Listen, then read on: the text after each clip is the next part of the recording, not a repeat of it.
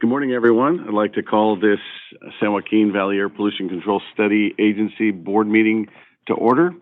The date is Thursday, June 16th. The time is 9:02 a.m. Before we get started, I want to read how we're going to operate the meeting, and this will carry over into our regular board meeting. But welcome to our San Joaquin Valley Air Pollution Control. We will do the best to facilitate a smooth meeting with public participation via Zoom and webcast. Before we begin, there are some important guidelines and general instructions of this meeting. Please silence your other communication devices such as your cell phone and/or desk phone. We will ensure that we are not hearing any of the feedback that can interrupt this meeting. During the meeting, all public participants except for the board members and district staff will be placed on mute by the host. Public members will not be able to mute or unmute manually. Only board members and staff members will be visible via Zoom audio for members of the public, and for members of the public will be unmuted once they are recognized to make public comment. After each agenda item, the chair will announce public comment. The clerk will recognize any public attendees who have indicated that they wish to speak. With that, I would like to do a roll. Yes. Mr. Chiesa? Here. Mr. Pereira? Mr. Couch? Here. Mr. Mendez? Here. Mr. Peterson? Here. Mr. Rickman? Mr. Wheeler? Here. We have a quorum. You have a quorum. So we're going to do the Pledge of Allegiance when we start the other meeting rather than this one, if that's okay. All right. Very good. We have item 3 is approval of the consent calendar. Any board members want to pull any items? Comment on any items? Move to approve. Have a motion and a second. Before I go, is there any public comment on this? I do not see any indications of public comment. Okay, thank you. Call the roll. Mr. Chiesa? Aye. Mr. Couch? Yes. Mr. Mendez? Aye. Mr. Peterson? Aye. Mr. Wheeler? Yes. Motion passes.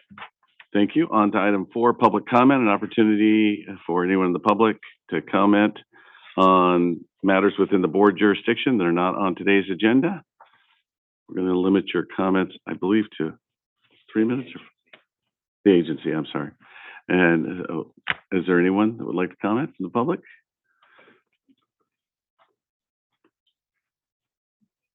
I do see one public comment. Connie, I just wanted to remind you, this is for the study agency. Okay, her hand's down, so no public comment. The next one. All right, thank you. We're going to move on to item 5. Any governing board member comments? Seeing no hands, move on to there's no other business. All right, we're going to adjourn this meeting. Going to turn around and call to order the regularly scheduled governing board meeting. Again, the date is Thursday, June 17th, and it is now 9:05. Do we have to do the roll call? 16th. Yeah, it says 17th. You guys did a good job on there. I said it right the first time. Hey, here comes the bus. Okay, so roll call again? Do we have to do roll call again? Okay, let's do roll call again. I always wanted to operate in the future. Maybe. That'd be great. Craig, lead us in the pledge. Please stand.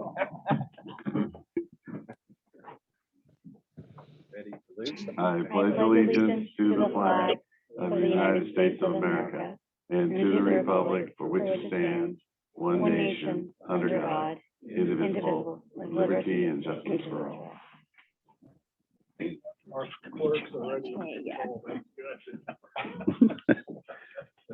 Okay, we'll move on to roll call. Okay. Mr. Bessinger? Here. Mr. Chiesa? Here. Mr. Couch? Here. Ms. Fugazi? Here. Ms. Lewis? Here. Mr. Mendez? Here. Dr. Pacheco Warner? Here. Mr. Pereira? Mr. Peterson? Here. Mr. Preciado? Here. Mr. Rickman? Dr. Sheriff? Ms. Shucklin? Mr. Wheeler? Mr. Reyes? We have a quorum.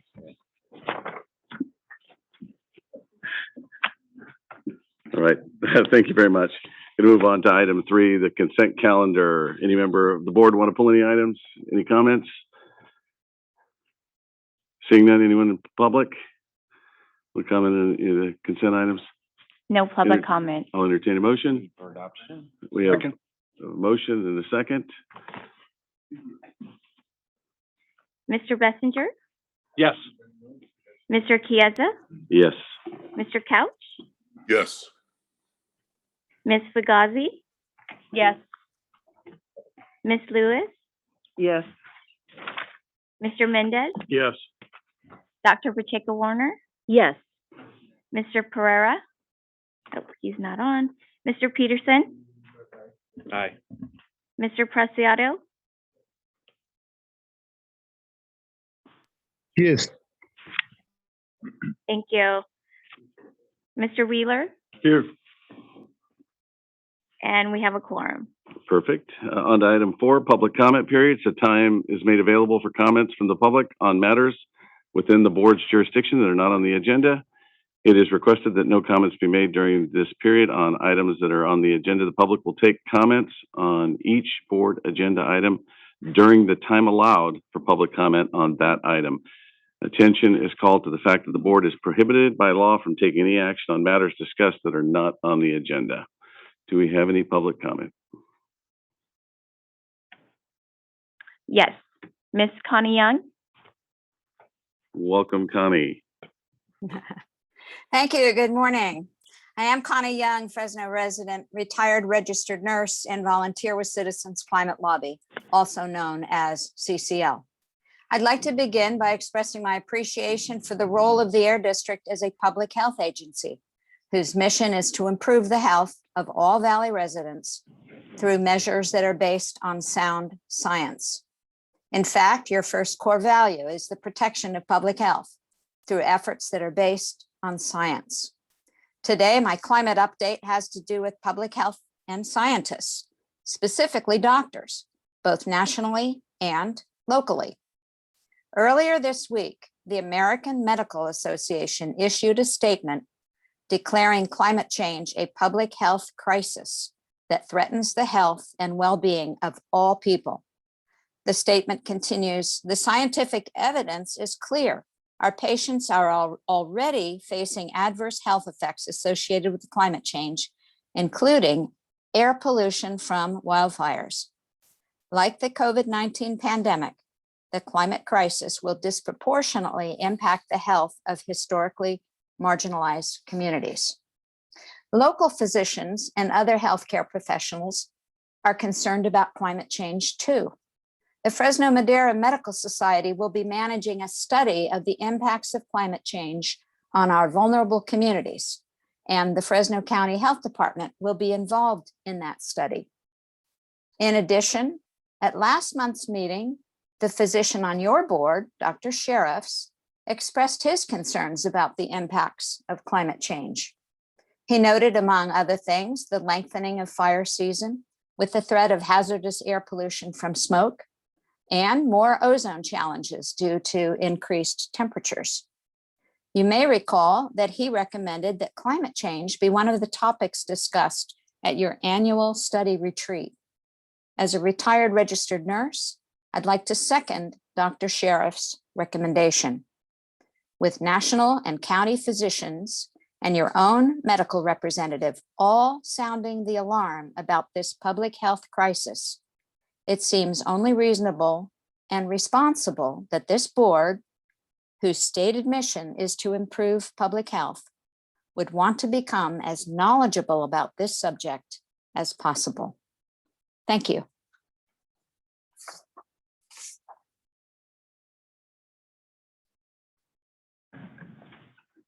Anyone else?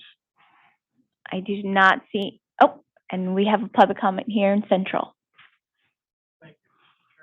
Board members, staff. My name is Manuel Cunha, president of the Nisei Farmers League, and also have been involved heavily in 1991. Some of you weren't born yet. With San Joaquin Valley Air District and the JPA, the Joint Powers Agreement, and with ARB. The reason I'm commenting, this is the first time in 20 some odd years that, well, 30 years the Air District's been over, I guess, around. ARB hearings have been a disaster for the business community of this valley and other parts. Last Thursday, there was a board hearing on LEV 2, or electric cars 2. Many of the people, including myself, have been the second time that we have registered 2 days before and never were called. And last Thursday, my staff made several attempts, finally got to the staff board chairman about speaking about this. Many of black farmers also got cut off, were not called. They finally called after I got so upset, sitting 6 hours on a Zoom. I don't have 6 hours every day to waste and to not be called at the end. And this is the second time. And the reason I'm bringing this before this board, you have been criticized for not having hearings by the environmental groups and others. This district deserves an award because you go out of your way. You even call people when you lose them or whatever. But Dr. Pacheco Warner, I'm addressing you because you are the representative of this board. And this is not on you, young lady. This is about the staff and some of the board members' rudeness. When you look at the pictures, as somebody of one of our people are talking from the business community, 2 board members are having a dialogue going on, can care less.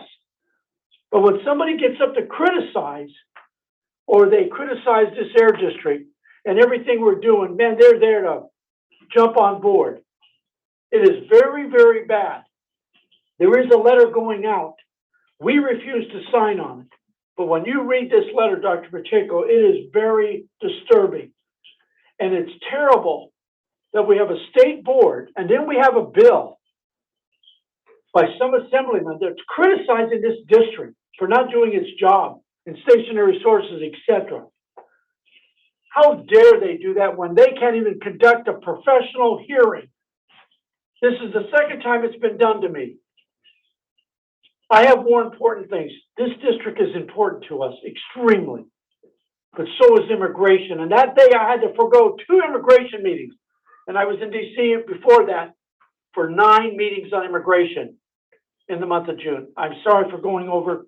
But again, doctor, if you could please relay that, the frustration out here by the business community and minorities is being discriminated by the staff and by some of the board members. Thank you. Thank you very much, Emmanuel.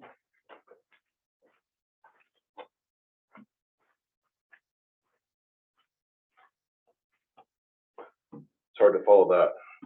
Thank you, Manny. That was well done. Got me going, got my blood fired up. My name is Mike Stovall. Good morning, chairman, board members, and anyone listening online. Like I said, my name is Mike Stovall. I'm the general manager of Clausen Motorsports, a family-owned business since 1974. You may not always see this side of the decisions that you guys make, but as a small business, we have benefited from the electric agricultural utility vehicle program, and just want to say thank you. It has made an impact on our business, specifically during the COVID epidemic. We have supply issues just like everyone else, but the communication lines are open between us, the Nisei Farm League, Air Resource Board, and the like. We look forward to partnering with you guys in the future, and just want to say thank you. Have a good day. Thank you.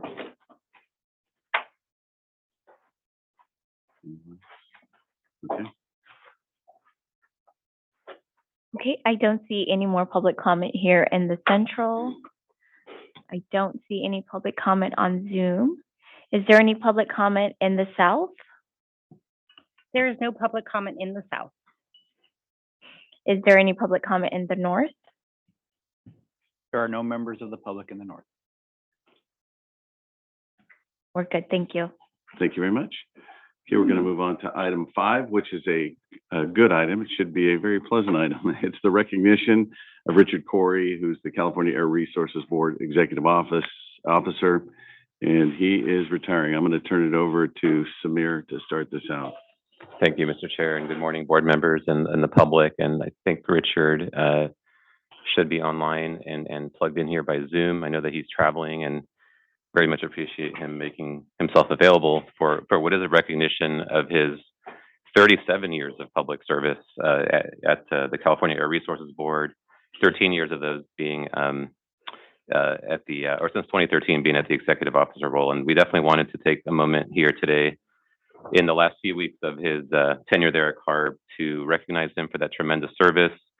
Carb has been a partner in developing a number of plans and strategies and just a number of innovative things that we've done here in the Valley to reduce air pollution and improve public health. And so I wanted to, on behalf of the board, read the draft resolution and then give the board and the public, and of course Richard, just a few moments to share some thoughts as well. And really, again, just take a moment here to thank Richard for his service. So I'm just going to read really quickly through the resolution that we have before you here, Mr. Chair and board members. I'm going to start again with, whereas Richard Corey has dedicated 37 years of his professional career to the improvement of air quality in the state of California, and whereas Mr. Corey became the executive officer of the California Air Resources Board in 2013, where he led Carb through many difficult and important rulemakings, enforcement actions, and legal issues, whereas Mr. Corey has worked diligently to build strong working relationships with the Valley Air District and a diverse group of air quality stakeholders here in the San Joaquin Valley.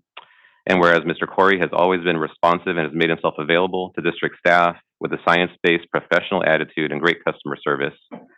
And whereas Mr. Corey has always taken the extra time and effort and has demonstrated exceptional aptitude and understanding the unique air quality challenges faced by the San Joaquin Valley. And whereas Mr. Corey has consistently shown great creativity, innovation, and sincere collaboration in assisting the Valley Air District to develop Valley-specific solutions with proven results. And whereas Mr. Corey has always shown common sense and pragmatism in developing feasible and cost-effective solutions to the Valley's air quality challenges. And whereas Mr. Corey played a pivotal role working with the Valley on the development, approval, and implementation of the 2018 plan for the PM 2.5 standards, 2016 ozone plan, and other attainment plans, which will result in the Valley attaining those standards as quickly as possible. And whereas Mr. Corey worked hand in hand with the district and Valley stakeholders in the effort to establish the farmer program and secure significant resources to voluntarily replace agricultural equipment in the San Joaquin Valley with new, cleaner equipment through incentive funding, this effort has achieved more emissions reductions and faster than expected.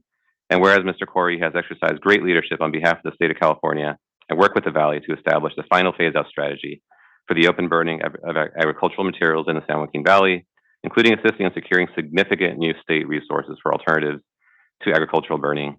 And whereas Mr. Corey has provided extensive support to the Valley's focused community-level efforts to reduce air pollution in disadvantaged communities, including through the AB 617 Community Air Protection Program.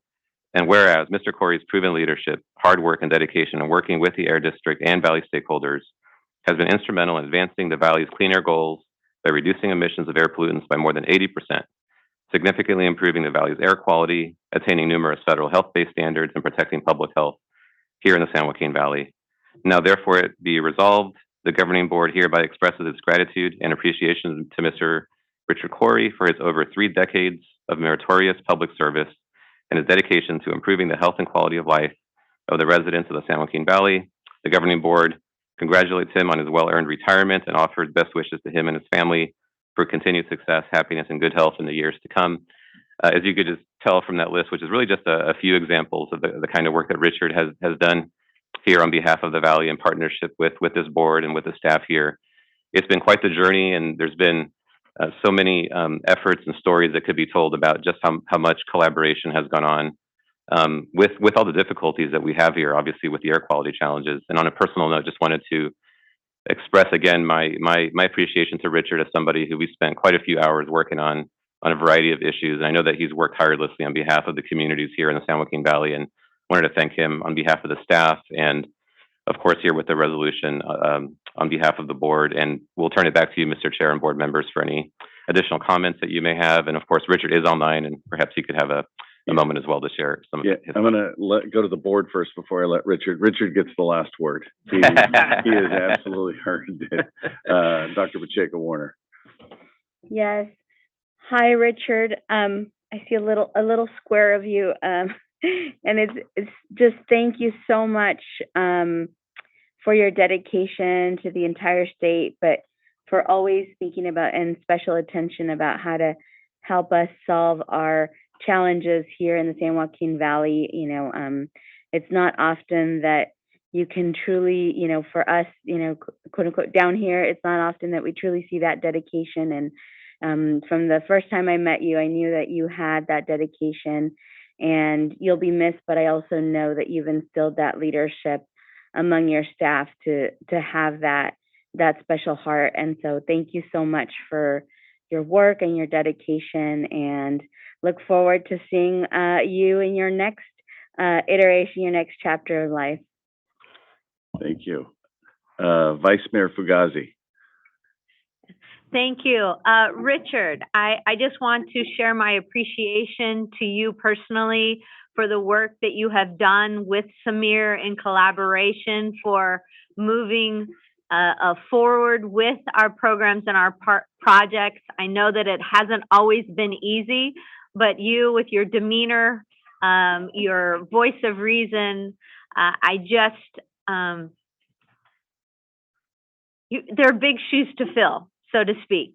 And so I just want you to know how much we all appreciate you and the legacy that you have left behind, that hopefully we can continue to build upon that.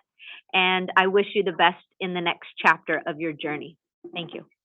Thank you. Supervisor Mendez. Yeah, Richard, I want to thank you for always looking at the big picture and knowing that there's a lot of people involved, and that you look at everything and you do not get swayed by fake facts.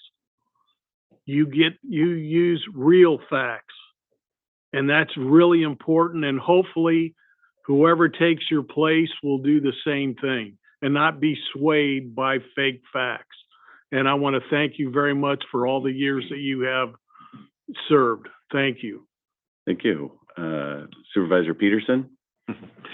Thank you, Mr. Chairman. And Richard, congratulations. It's unfortunate you're leaving. I think, we all become a little bit more comfortable with leadership and how leadership acts. And this board is not, well, it happens pretty regularly in the industry and throughout the leadership of this nation. And to have someone that has the commonality, the understanding, and in this state, clearly the regional diversity is such a demanding factor in everything we do, and to be able to understand, I wrote down, it's like you're multilingual, right? You have to understand the language of the region that you're talking about and conversing with your board.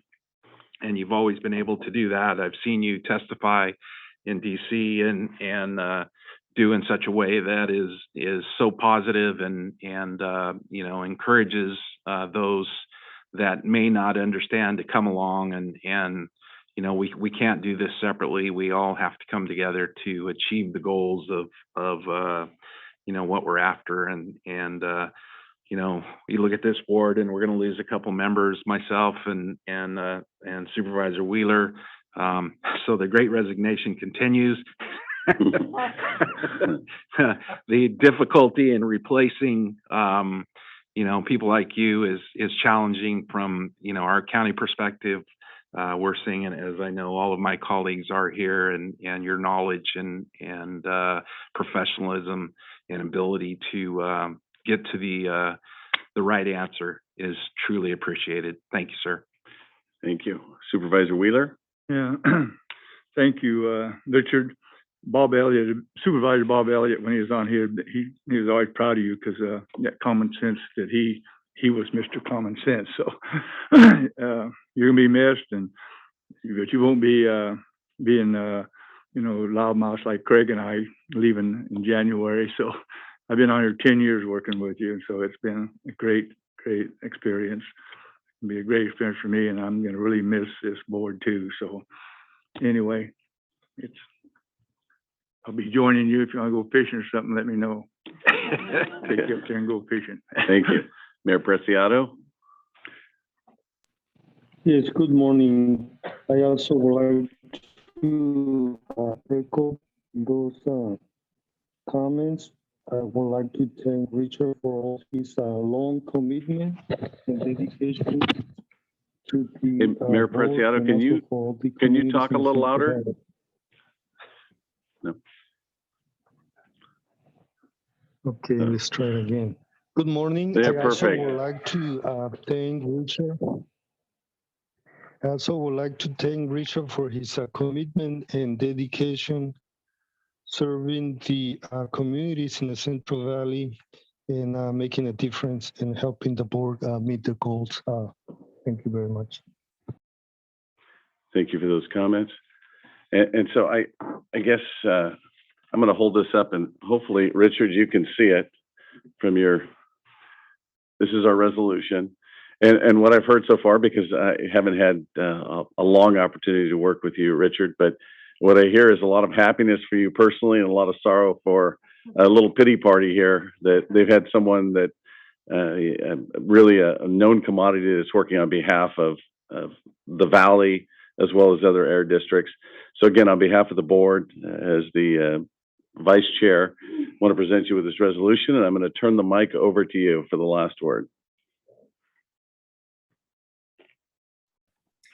Thanks, Chairman and board members. I'm really humbled by the recognition and your remarks. So thank you very much. And I have taken, and you know this, seriously, our collective mission of delivering healthy air quality for all folks in the Valley, just as you are committed to do. And you know, as well as I know, that if it's worth doing, it's hard work.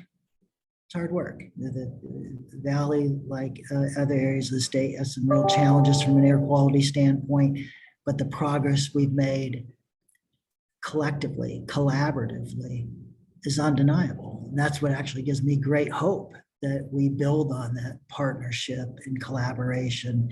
And if I think about the work with Samir, and I can't say enough good things about Samir and his leadership and the district team that is committed to the mission and has results behind it. If I think about the SIPs that Samir talked about, each one a significant collaborative effort, both moving through the process as well as execution and implementation. Moyer, Farmer, the Agburn phase, every one of those things, and you all are intimately familiar with this.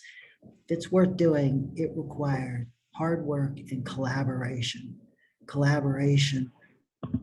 The district, with community, with the ag community, other industry representatives, environmental community. You know, it's easy sometimes folks, I think, take cheap shots that aren't necessarily in the mix of doing the hard work, but you all have been, and it's appreciated, and it's been an honor to be part of it. The work with the district and Samir and team, it's just been a true honor. And I'm really privileged to have had that relationship. And as Dr. Pacheco mentioned, you know, as I think about this next adventure, not sure what that is that I'll be on, I'm hopeful that I can find ways to continue that collaboration, because I'm very proud of it. I'm proud of it because it has yielded results. Emission reduction, smart, thoughtful strategy. So again, in honor for the recognition, honor to have worked with you all, and thanks again for this time, and again to the board, chairman, and Samir and team that I really cannot say enough good things about. So thanks again. I think.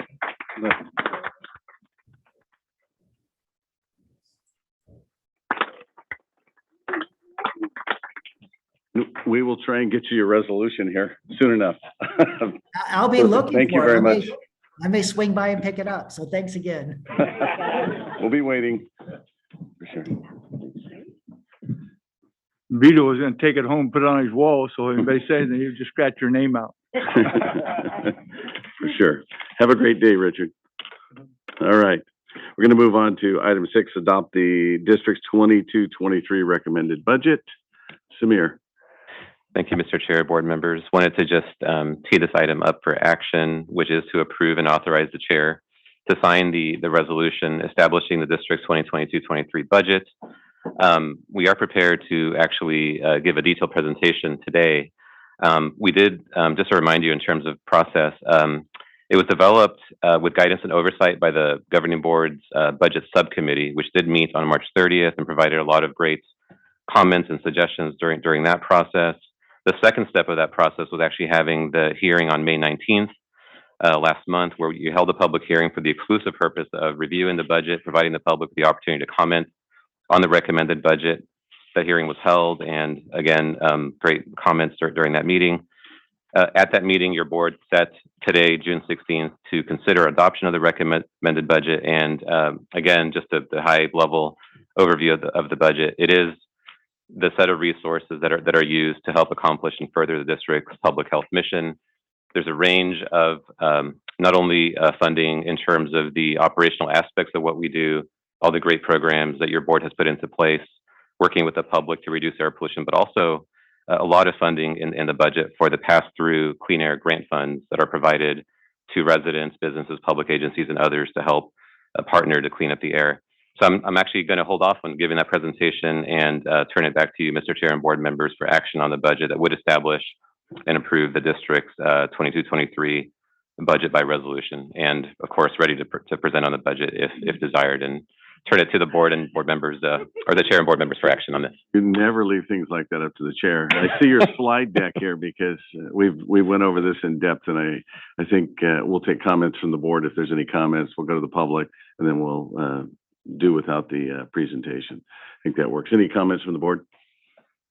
Okay, seeing none. Anyone? Oh, sorry. Oh, I'm sorry.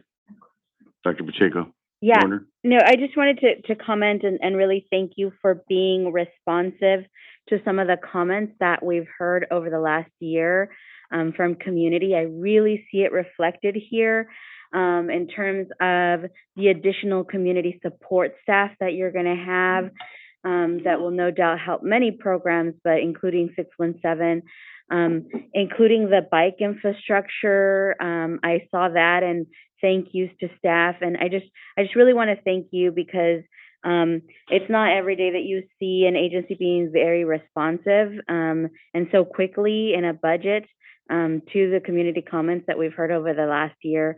But I really see it and appreciate it. Thank you. Very nice comment. Thank you. All right, seeing no one else here. Anyone from the public? We do have a public comment here in the central office. And board members, Manuel Cunha and staff, I just want to make one comment to Mr. Richard Corey. Many thank yous from all of the agriculture industry and all the times that he has come down here on tours. He actually has, as Buddy said, he actually has the facts and he works on facts. So again, from us, we tried to deny his retirement. We worked around the board and everybody, and even Mary Nichols, but that just did not happen. Sometimes we have a little bit of power, but on this one, we lost. So, but again, many thank yous from Richard for all the things he did for agriculture and working with us. So thank you. On the budget, I want to say the staff, thank you, and the board and the subcommittee that put it together. For having that many dollars, and you're being audited every year because people think you don't know what you're doing, but yet you handle the Volkswagen money for buses, for the state, and all those great things. The farmer program, the ag burn is in there. You're considering and always thinking about ways to help the farmers, the business, but especially the rural communities to keep them alive. And more important is today, because many of our West Side farmers, West Side businesses, Kalinga, Avenal, Mendota, Fireball, Tranquility, Kerman, are in serious situations because of the water taking. And we have to worry about them. And we have to worry from that standpoint of the air quality. But again, the district has always been there to help our rural communities. And in this budget, it reflects all of that. But again, thank you to the staff, Samir, for working with us on the ag burn and looking at the continual efforts, even on the trucks, to help our businesses. But this is a true air district with a true budget that is really putting those, as Dr. Pacheco Warner said, actually listening and putting those things down. And none of you have ever did any sideline discussions when I'm talking. So that is fantastic. You know, I wouldn't blame you if you did. But again, I want to thank Mr. Chairman, all of the board chairs that have run this air district for 30 years, close to it, that you've done a tremendous job in listening to the staff, but also listening to the public, listening to the industry, and having the facts before you when you did your budget. But again, the farmer program, tremendous thank yous to Samir, your entire staff, Todd, you and Aaron, thank you so much for everything you've done for our farmers and the farm workers of this valley. So thank you, Mr. Chairman. Thank you, Manuel, for the comments. And I do apologize for not allowing you, the public, to stand up with regards to Mr. Corey's retirement. So thanks for those comments too. All right, seeing no one else, anyone online, north, south, that wants to comment? See public comment online. Go ahead. I see Pedro Hernandez. Sure, go ahead. Good morning, everyone. My name is Pedro Hernandez. I'm the Deputy Director with the Central Valley Air Quality Coalition. First, I want to, definitely recognize all the great work that staff has done on compiling such a comprehensive document and such a wide encompassing budget proposal as well, too. So just, want to give credit when it's due there. That said, on the May 19th hearing, CVAC presented comments to recommend that climate change, that the Air District allocated funds to assess how climate change was changing baseline conditions, not only for the current couple of years, but also just future projections as well too, and see how and if any variables might be presented to that might create additional obstacles to meeting clean air goals. So that is something we still are very firmly in support of, and hope that there can be some amends to the proposed budget to increase this study.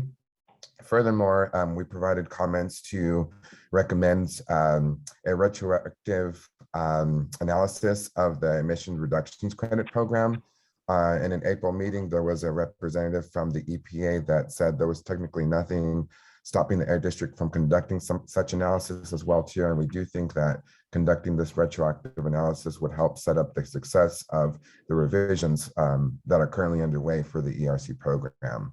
And then finally, we do support accounting for social and public costs of air pollution in the creation of rulemaking as well too. So we would like some funds allocated to allow for additional staffing and other resources available. And actually, one more point as well too. We are in support of the proposed $250,000 for residential air filters, but hope that this pilot program can be increased as well too, because we know that the need, although this is a very promising pilot, we know that the need is much greater than the current funding as well. So we hope we can see more resources allocated to this very important and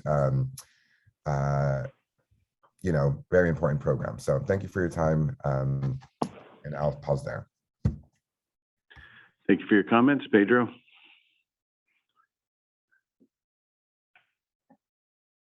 And I do not see any more public comment online. Is there any public comment in the South?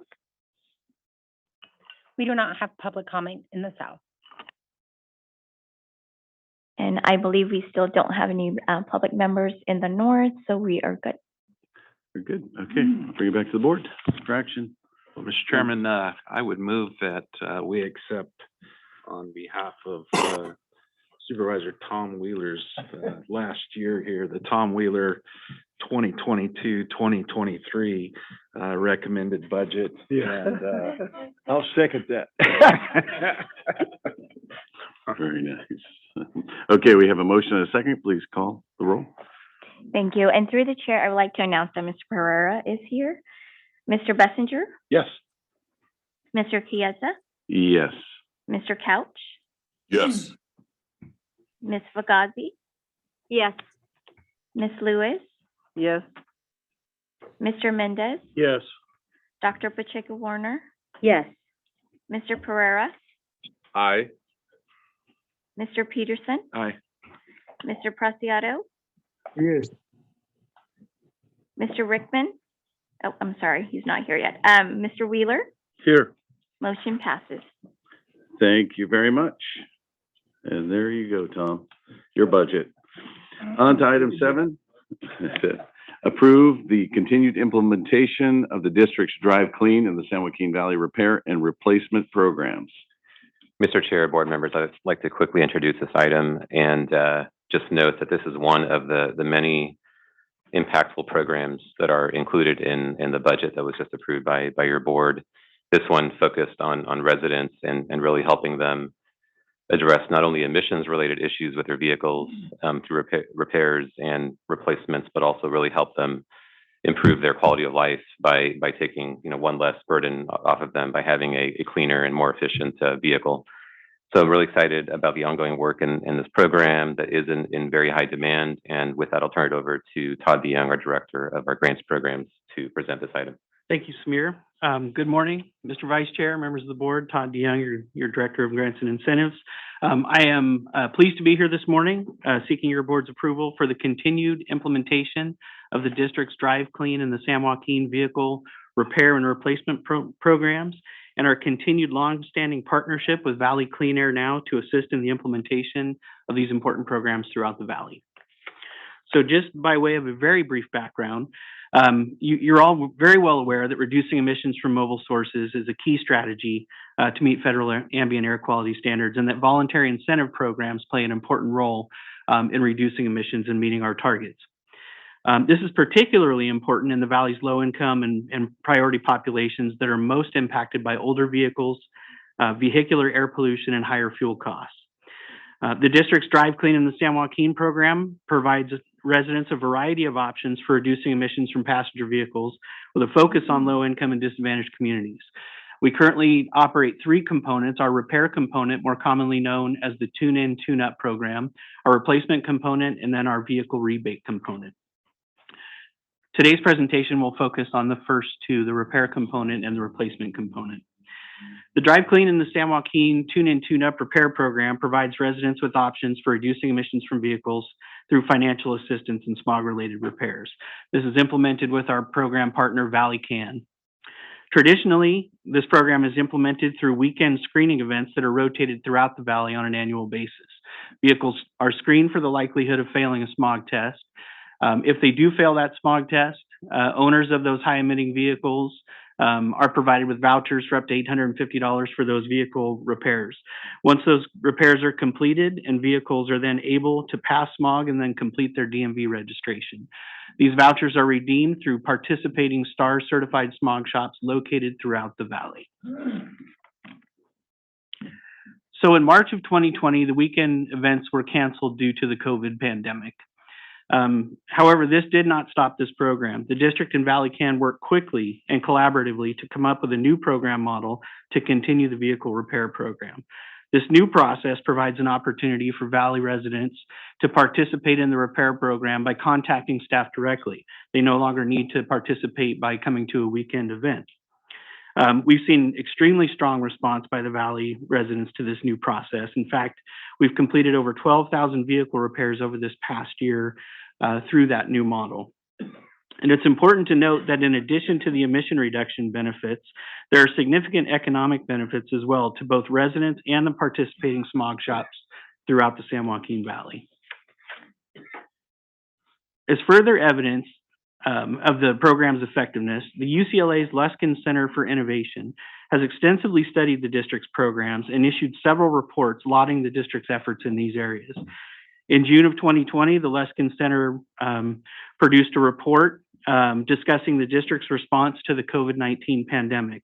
In that report, the district is applauded for its response in addition to the environmental and economic benefits of the program. The conclusions of this report concluded that the program continues to reduce vehicle emissions and improve air quality in the San Joaquin Valley. And in May of 2021, an additional report from the Luskin Center highlights and commends the district's efforts in reaching the disadvantaged communities through the implementation of the vehicle replacement program. So with COVID restrictions easing, weekend events were resumed in June of 2021 with a focus on small rural communities throughout the valley. The events obviously adapted to include COVID health and safety precautions and increased the use of technology to collect information and issue vouchers. This included targeted grassroots outreach efforts that continue throughout the disadvantaged communities in the valley, with a particular focus on rural communities throughout the San Joaquin Valley. These events have resulted in over 1,700 vehicle repairs completed to date, in addition to the 12,000 vehicle repairs through the direct participation model. In addition to these vehicle repairs, these weekend events continue to provide an opportunity to engage residents on the district's other programs, including the Clean Green Yard Machine and the Burn Cleaner programs. They also provide additional community benefits in each one of the communities where these programs are implemented. I will note that in your packet on table 3, page 6 of this item includes a full list of the proposed schedule of events for this upcoming fiscal year that includes 16 events rotated throughout the valley. So this next slide just shows several pictures of the weekend events. You may notice some familiar faces there in the bottom right-hand corner, but these are just typical of the types of activities that occur at these weekend events. So shifting gears to the replacement program, in 2014, your board authorized a first-of-its-kind vehicle replacement pilot program in conjunction with the Tune-In, Tune-Up vehicle repair program. This has since served as a model for the entire statewide enhanced fleet modernization program that has been adopted by the state and multiple air districts around California. Since 2015, the district has received over $46 million in funding, with incentives ranging from $2,500 to $9,500, and that's based on income level, disadvantaged community status, and then the type of replacement vehicle that is purchased. Throughout this process, we've replaced over 3,900 high-polluting vehicles with cleaner models. Primarily, these new vehicles are full battery electric, plug-in hybrid, and then hybrid electric vehicles. In September of 2021, your board accepted $8.3 million in state funding and approved some changes to the eligibility criteria to increase the model year eligibility and expand the program. We also removed the emissions failure requirement from the program. These changes substantially increased the number of applications that we received. We received over 3,000 applications since those changes were made back in October of last year. This represents up to $28 million in need in potential program funds. This slide just shows the types of vehicles that were replaced through the program to date. You can see a majority of those being, again, those battery electric, the plug-in hybrids, and then the hybrid vehicles. And the pictures on the right are of a participant who has turned in their old vehicle and then is proudly standing next to their new, it looks like a Nissan Leaf there in that second photo. So just recently, the district received an additional grant award from Carb for an additional $8.1 million in program funds for a total of $16.4 million during this funding cycle. This program is well oversubscribed, as I mentioned, and the applications that we have in queue significantly exceed the available program funds by about $15 million. And this shows the tremendous need here in the Valley for this type of program. The district and Valley Can are in the process of reviewing and approving all of the applications for which we currently have funding, and we're assisting those approved participants with actually purchasing their new vehicles. There is good news that the state budget process has identified substantial new funding for the implementation of the vehicle replacement program in the next fiscal year. In large part to the substantial advocacy and to Carb and the legislature, the district expects to receive a substantial amount of these program funds, which will assist us in meeting the program demands. And of course, we will continue to engage in strong advocacy efforts to ensure that the Valley receives its fair share of funding. So in terms of next steps, what we're recommending today is continuing the vehicle replacement program in the 2022-23 fiscal year, again, administered in a partnership through Valley Can. recommending the continued partnership with Valley Can as a project contractor for the Tune In, Tune Up Repair program in the coming fiscal year. That includes continuing the weekend events. As I said, we have 16 events planned for the 22-23 fiscal year. And then based on the strong demand, we're also proposing to continue the direct participation method that was developed during the COVID pandemic. Throughout both of these programs, Valley Can's responsibilities will include overall program management and oversight, outreach, assistance to applicants, then coordinating the vehicle purchases, and then reporting all this information back to the district. So this slide has the recommendations, and that concludes my presentation. I would be happy to take any questions. Councilmember Benson. Not really a question necessarily, more of a comment. We have a problem with global sources because we have very little oversight because it's an EPA mandate. This permits us, this program is one of my favorite programs because it permits us to help people, especially because we're targeting rural and disadvantaged communities, which are going to be proportionately of color. And these folks are going to be able to get either a new vehicle or be able to get back and forth to work, to take care of their families, take care of their grandparents. They're going to be able to do it legally. It's going to help them a lot. And two of the communities that I served during droughts, they were in very serious economic trouble.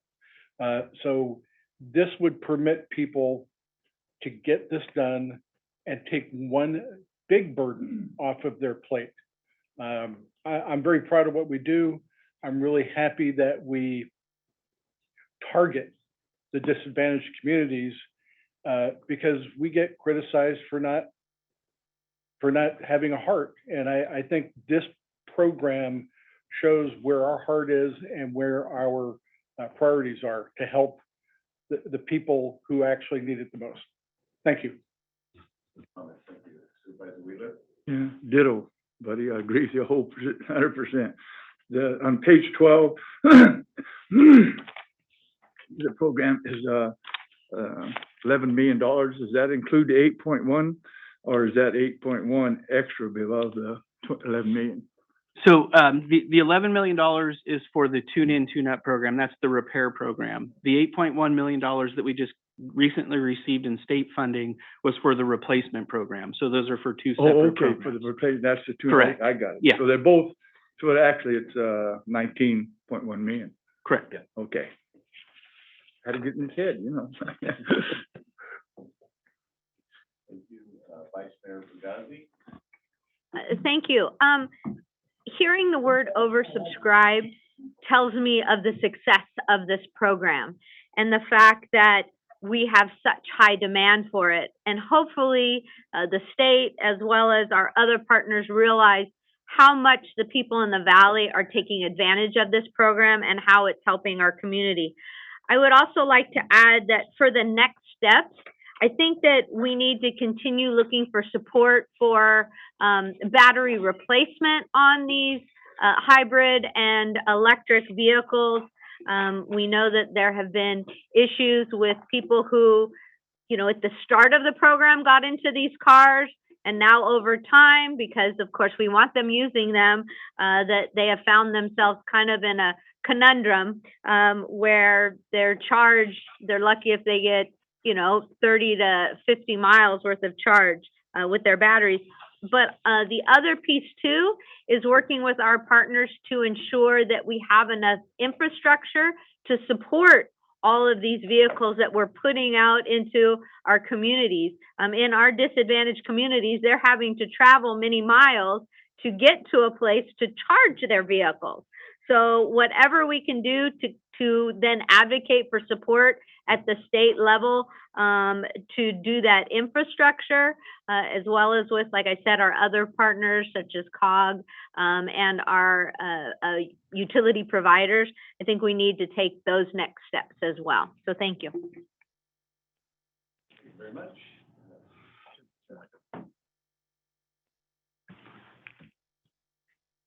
Councilmember Lewis? Thank you. Mine's a basic question for my learning curve. And I noticed that there are quite a few cities on here, including mine. And we have smaller surrounding communities within the county that both of us represent. And so I'm wondering, is this just specifically for the city on the list, or can other neighboring communities that are close by come to this? So I have Gustine, I have Dos Palos, which are very small communities that are close to Los Banos, and I just want to know if they're able to take advantage of this program when we have it. Absolutely. In fact, anyone from the Valley is welcomed at any event that we put together. In fact, a lot of our outreach does target those surrounding cities. If we're having an event, say in Los Banos, we will actually target with our outreach efforts those surrounding communities to ensure that they have an understanding of the program and understand when it's going to be. So yes, absolutely. Okay, thank you very much. Dr. Pacheco Warner? Yeah, thank you. You know, I'm such a fan of all the, you know, both of these programs, and if it were up to me, which is only partly up to me, I'd add another 0 to everything. And that's what I'm saying. It's I'm working on it. But I did want to note that I don't think a lot of people know this, and in particular, I think some of this gets lost in our local press, that some of the way that some of this is envisioned in other parts of the state does not target disadvantaged communities in the way that we do here. And I think that that's such an important piece of this program. And it's what, honestly, I think is what makes it so successful beyond for, in comparison to other programs, has been proven time and time again. So just congratulations, and look forward to seeing how we can keep adding those zeros. Thank you. Perfect. And I will just echo 2 sentiments that I heard, because I think the money, we're always chasing money, but the fact that the program is oversubscribed, again, going back to the legislature and or to find funding sources, if we're not oversubscribed, we can't make that argument.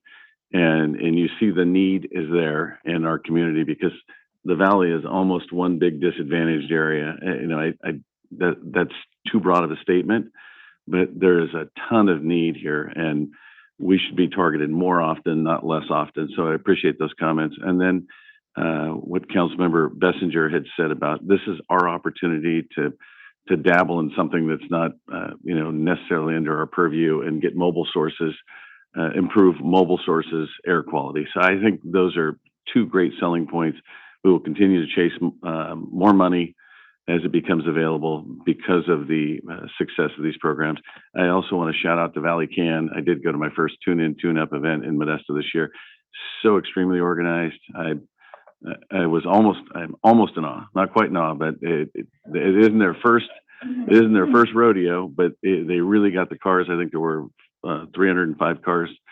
That most of them were through by 10:30 in the morning. So I think they've been a great vendor, for lack of a better word. So, all right, I see no one else on the board. How about out in the public? There is a public comment here in the central. Vice Chair, board members, thank you so much for your ongoing support. You know, this is kind of the easiest and most fun meeting of my year. It's just coming to say thank you. We couldn't do this without the support of district staff and management, who are there for us all the time. It's incredible the amount of work that goes on within the district to support both these programs. And it really takes a lot of commitment. We throw a lot at them, and they're always on it. So big thanks to everyone, and that the board gets so personally involved. It was great to see you out in Modesto. That was a really fun time. And then I'll also highlight just the advocacy going on right now around the Clean Cars for All program. This is a really critical time. The district has just been incredible in their communication with ARB and the legislature about the documented need. If we could take the lid off, we could probably be doing 40 or 50 million a year through Clean Cars for All. So just teamwork and partnership for the district, I think is going a long way in Sacramento. So thank you all, and we're gonna have another great year. Can we What's get your your name for name? the record? Oh, sorry, I'm Tom Knox of Valley Clean Air now. Tom who? Knox. Oh, Canoix. Not NOX, that's right. Thank you very much, Tom. Manuel Cunha, Mr. Chairman, staff, and Samir. Again, we support the recommendations.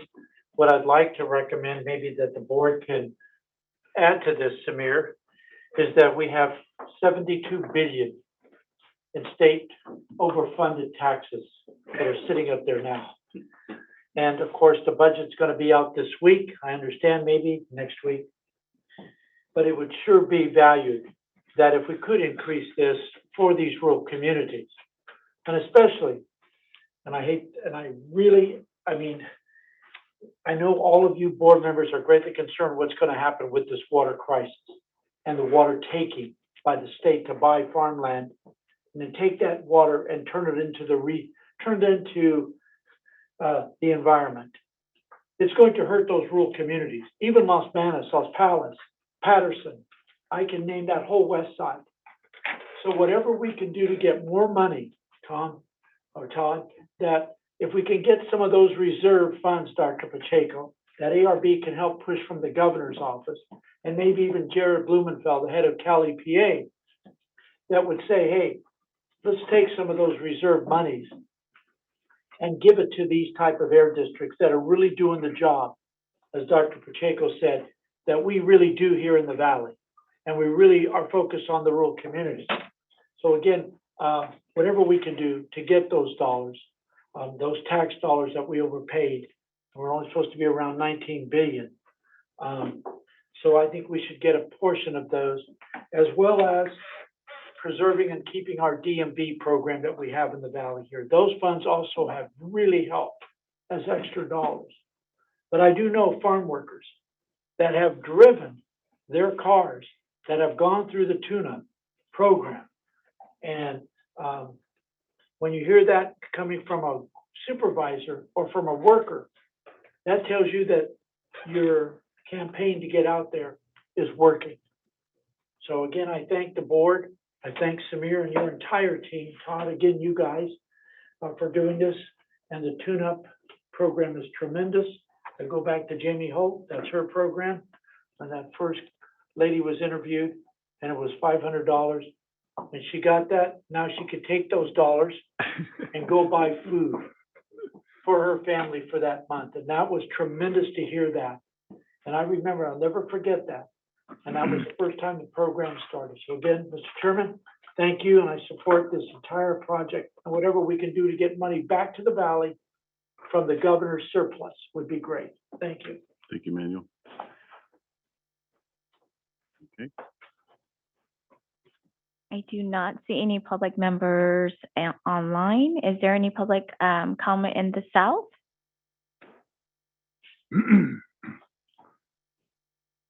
We do not have any comment in the South. We also do not have any public members in the North, so we're good. Mr. Chair, I'm sorry. No, I was going to recognize Supervisor Rickman, joint. Okay. Mr. Chair, board members, just a quick response on some of the conversation. Just wanted to make sure the board was aware that, as Mr. Knox had mentioned and Mr. Cunha had also suggested, that there is very strong advocacy ongoing right now to make sure that the budget does include two main things: significant funding, number one, but also significant funding with a strong allocation towards the program. And that is part of, with your board's guidance, with our legislative platform, and as reinforced by the conversation today, is an ongoing advocacy. I just wanted to make sure you're aware of that, and that it's an advocacy that's supported not only by other air districts, but also by a range of community organizations and others that have seen the value and the real dividends that have really been earned through the approach that we're using, and through the value that's provided to Valley communities and other communities throughout the state that have also adopted some of the approach that we've used. So that is ongoing. Just wanted to make sure that you were aware of that, and definitely seeing a lot of reinforcement of that with today's discussion. Great. Supervisor Mendez? Yeah, I want to second the motion. I think Vice Mayor Fugazi would like to make the motion. So I'd like to second it, but I've actually seen them knock out over 500 cars No in kidding. one event. Wow. I think that's when me and Councilmember Bessinger were at. It was at the fairgrounds where they had a lot of room to run their deal. And it was really amazing. It's really kudos to you, Tom, and your team. Make sure you pass that on. Yeah, for sure. Okay. Could we clarify, Tom? Yes. It's Tom Anti-Knox. Yeah. Sorry about that, Tom. Vice Mayor Fugazi, it's time to make a motion. Yes, move to approve. Thank you. A second. Second. Thank you very much. Call the roll. Mr. Bessinger, Yes. Mr. Chiesa, Aye. Mr. Couch, Yes. Ms. Fugazi, Happily, yes. Ms. Lewis, Yes. Mr. Mendez, Yes. Dr. Pacheco Warner, Yes. Mr. Pereira, Aye. Mr. Peterson. Aye. Mr. Preciado.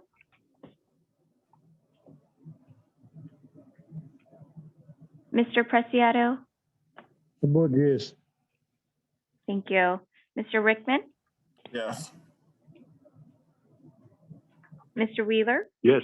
motion passes. Thank you very much. On to item 8, a review and provide comment for the draft 30th anniversary edition of the annual report to the community. Thank you, Mr. Chair, board members. I also have Jamie Holt, our Outreach and Communications Director, here with me to join in presenting this item. Wanted to start off by really just focusing on our core values that include public accountability and transparency, which guide our day-to-day activities, and it's something that is front and center to your board's expectations of the agency. And so this report to the community is really coming out of those core values and is really intended to provide our residents with a detailed account of the operations in the past year, various highlights of the activities, progress being made, some of the work that's going on.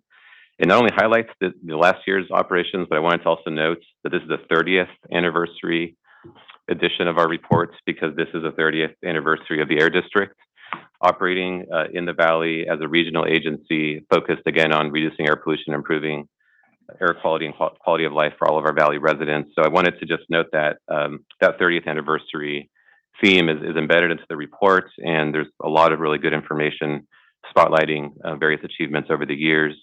This is in stark contrast, is intended to be this report, to the many technical things that this board hears and takes action on. It's meant to actually be a much more understandable and comprehensive set of information that really highlights, again, these various efforts that are going on at the Valley level here. They've been very well received. These reports are used through a variety of outreach channels that we take advantage of, and a lot of folks read this and take advantage of the information. Thanks to Mayor Preciado, it's also available in Spanish now every year, and it's been a great way to continue the reach and accessibility of the report. And we do print some levels of these to make sure that even though a lot of people read these things online now and accessible through a lot of online or electronic avenues, paper does seem to also be a very effective way of going through. And there's a lot of colorful and very, I am somebody who's kind of a sucker for printed stuff at times myself. So I think that's, Jamie's actually showing some wonderful copies of last year's report there that in both English and Spanish.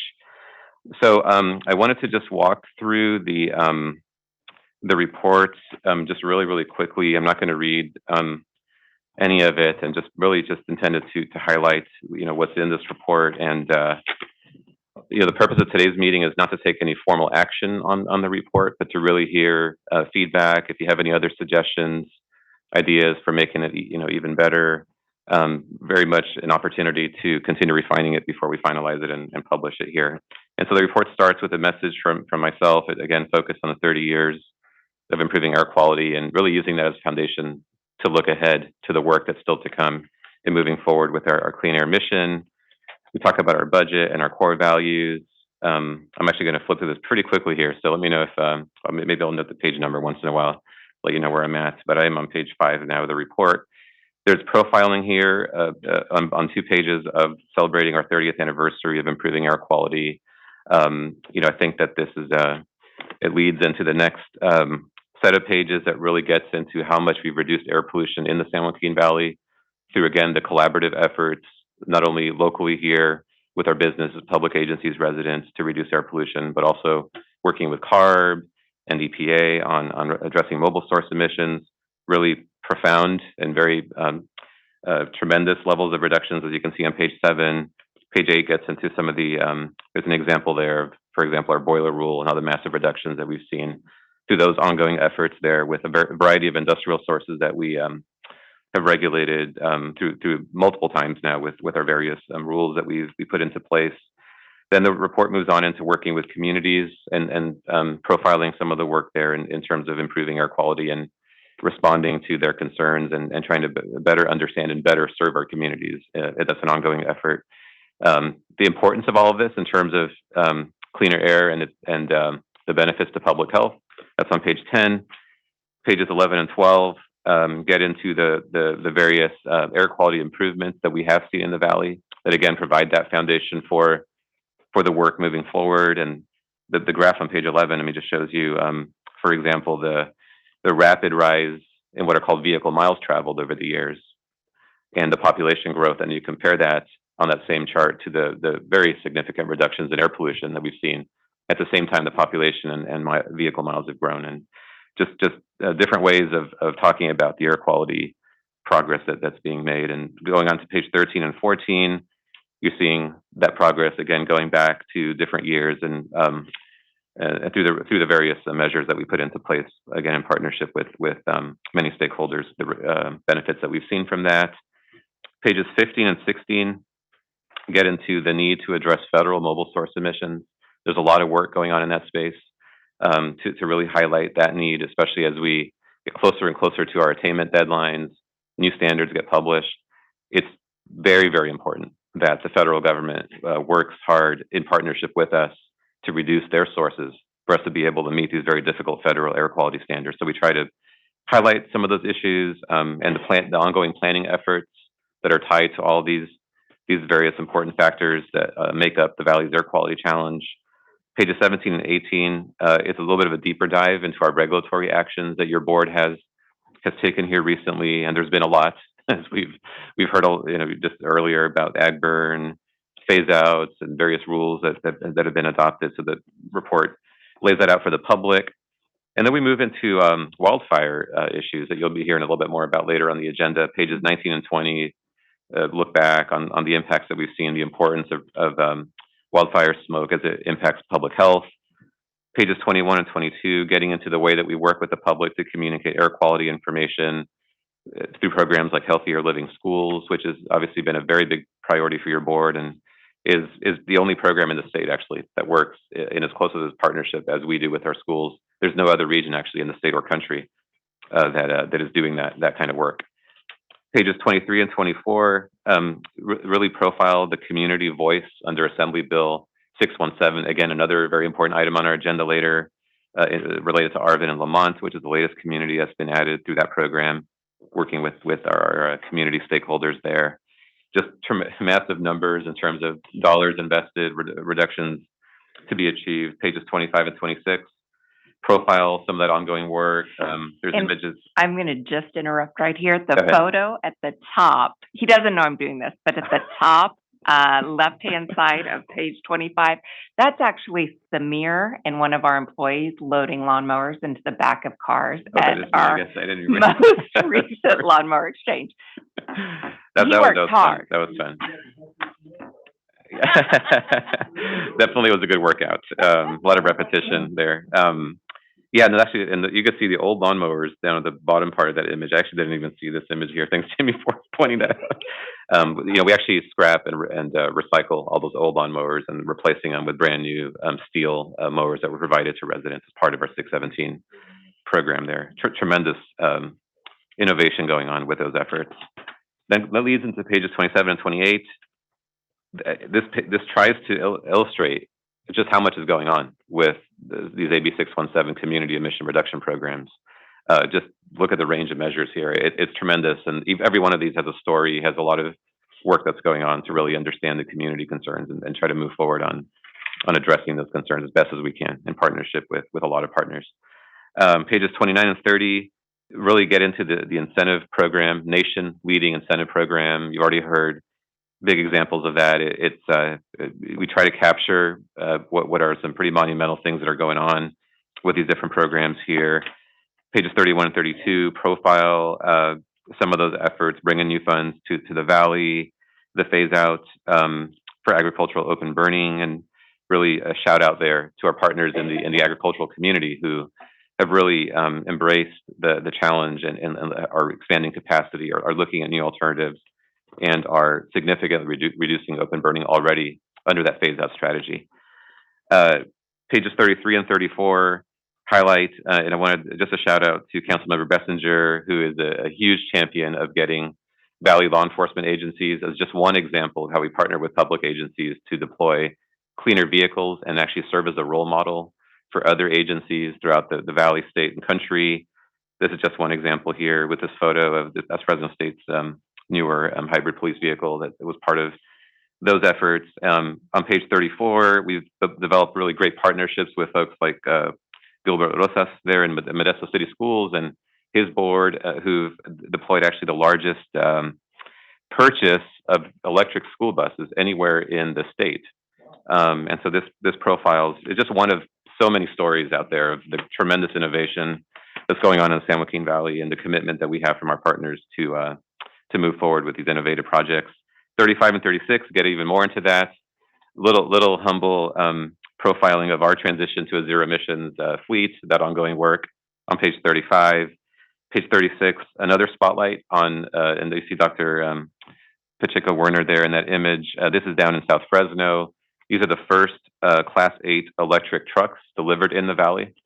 As far as I believe I understand it, I think that's I believe that's true.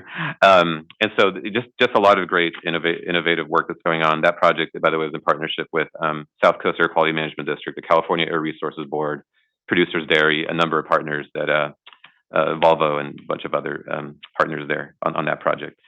Pages 37 and 38 are profiling the Clean Air Center work, trying to benefit our communities during wildfire smoke impacts. Page 38 profiles the work on commercial lawn and garden equipment and zero emissions technology that we're working with a lot of partners on growing that effort as well. Page 39 gets into a residential wood smoke reduction strategy. Page 40 gets into what we just talked about, our Drive Clean in San Joaquin, and just a tremendous response that we're seeing from the Valley public to that program. Pages 41 and 42 focus on climate initiatives and your board's work to really take advantage and partner to look at these various initiatives and be at the table and be constructive in trying to develop some major opportunities for the Valley where this innovation is going on, in trying to work hard on that front. And you've already heard many examples of that work. Page 42, the continued advocacy at the state and federal level for funding. And then we get into more sort of operational information on pages 43 and 44. Talk about sources of emissions in the Valley, our air monitoring network, pages 45 and 46. And by the way, none of these are in any order of priority. Every single thing in this report is extremely important and could be argued, can be at top and center for our board here. But very important, our work culture here, page 45, and this is what allows us to provide the exceptional service that we provide to our Valley residents and other stakeholders. Page 46 goes on that theme and talking about our essential services that we provided even during pandemic-related challenges. Then we get into 47 and 48 about the district itself, our operations, different departments. Page 49 gets into permitting and just really large numbers here in terms of the various tasks and responsibilities that we have through our permitting program. Page 51, 52 is a detailed enforcement report.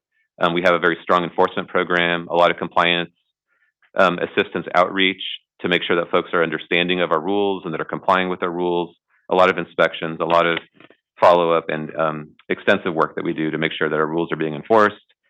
Pages 43 and 54, we do a lot of work, as you've heard already during this meeting many times, with respect to outreach, connecting with Valley partners, making sure residents are empowered through various sources of information. 55 and 56 really highlight some of that work. And I just want to thank the board so much for always being willing to be part of the variety of different outreach mechanisms and actually helping us develop and design the outreach. Really appreciate all of your work on that. It's tremendously helpful for us to get that support. And I think that rounds out the report. And Jamie, did I miss anything? Okay, great. She's saying no, and I'll turn it back to you, Mr. Chair and board members, to see if you have any questions, comments, suggestions. And we're happy to continue improving this report based on your feedback. And thank you very much. Thank you, Councilmember Bessinger. Thank you, Mr. Chair. We approved our budget in Clovis on Monday night, and which included a almost $400,000 grant from the Air District for a new fire truck. These are, I mean, great programs for us, for cities. You can afford to replace something, and Clovis is we're not a disadvantaged city, but still $400,000 is a lot of money. Reading through this, and this is very well done, that one lawnmower is equivalent to 12 vehicles operating at that time. We are criticized by some folks that we cater to the ag community too much. We gave $100 million for ag equipment replacement. It makes you wonder, if a lawnmower equals 12 cars, what does a tractor that is out in the field and has been there for years, what is that doing? Or locomotives and things like that. So I think when people are being overly critical, they're not looking at the force multipliers that are out there. That's all I have. Thank you. Thank you very much. Dr. Pacheco Warner. Yeah, thank you. Yeah, I know, really great report. I think one of the, so two things. One, I think that definitely love seeing all the graphics, and I had some comments I gave to Samir already on the telling the story piece. I think so many of these are so wonderful. One recommendation, and maybe not in this one, but I think it's really important, maybe working with maybe Valley Can. I'd love to see some quotes from residents who have benefited from some of these programs, such as the lawnmowers, the replacement cars, right? I think hearing it from the actual residents is an additional sort of data piece for me that I love to carry, around especially when doing interviews and stuff like that. So I think, but I'm sure the public would also love to see, how people are actually impacted beyond these numbers. And then the other thing, I think it was just a comment in terms of there's sort of like an interchange of how the climate is talked about. And I think if we can just kind of, as much as we can, which I think most of the time you do use climate change, I think if that could be consistent, not for my purpose or political, but just like, I think that's what probably the public understands more than climate conditions. And so I just think maybe having that more uniformity would help in terms of clarifying that as much as possible for the public. But really, I mean, other than that, just fantastic, lots of great information, and I'm looking forward to seeing the final product. Great comments. Thank you. Supervisor Peterson. Well, I hesitate to say this, but I'm going to make Turn on it your short. mic. Oh yeah, I'll make it short. Once again, great product. It tells a story. I personally would like to volunteer mine to send to Assemblymember Rambula. You can put a big bow on it. It has big pictures here. If he doesn't know how to read, maybe he can go through these pictures. Thank you. I'd like to ditto that comment. Me too. Any other comments from board members? All right, I'm going to go out to the public. We do have a public comment here in Central. Nisi Farmersley, Board Chairman, and staff and Samir. Great report. What I'd like to, if possible, Mr. Chairman and Samir, would be to add the thing that made this all possible for us in 1991, 92, when we formed this air district, was in 1986 and 85, you came up with a JPA, the Joint Powers Agreement, including Mariposa in that. As part of the research, I think you need to put the JPA in this. This morning you had a report from the committee, from the board, the research side, that this district has spent so much money on monitors, equipment, and all of that. I think the JPA should be a part of this annual report because it's the most important part of this whole thing, because that led us to good, solid science.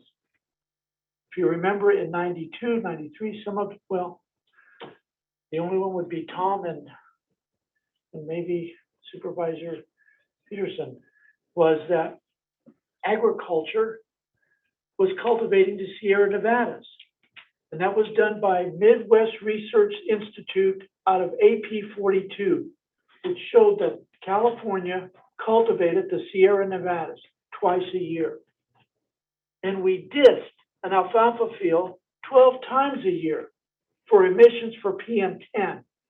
And that's why we did the research, and that's why the JPA was so important, because it helped guide ARB and this district so that we can do things to actually reduce the emission. So my only thing, it's a great report, tremendous, especially the picture of the young man that's right there on the left side of the board. That this year, I think one year it was Syed was the wrong picture, and so now we got the right picture and the right comment. So that's excellent. But I think the JPA would be an added part that all of you as board have made that happen and made the realness of what Buddy stated, facts of science and not fake science. So again, well done. Look forward to seeing the final document. But I think the JPA deserves a spot in this document to give you board and the staff, all the staff, the credit you deserve. Thank you, Mr. Chairman. Thank you.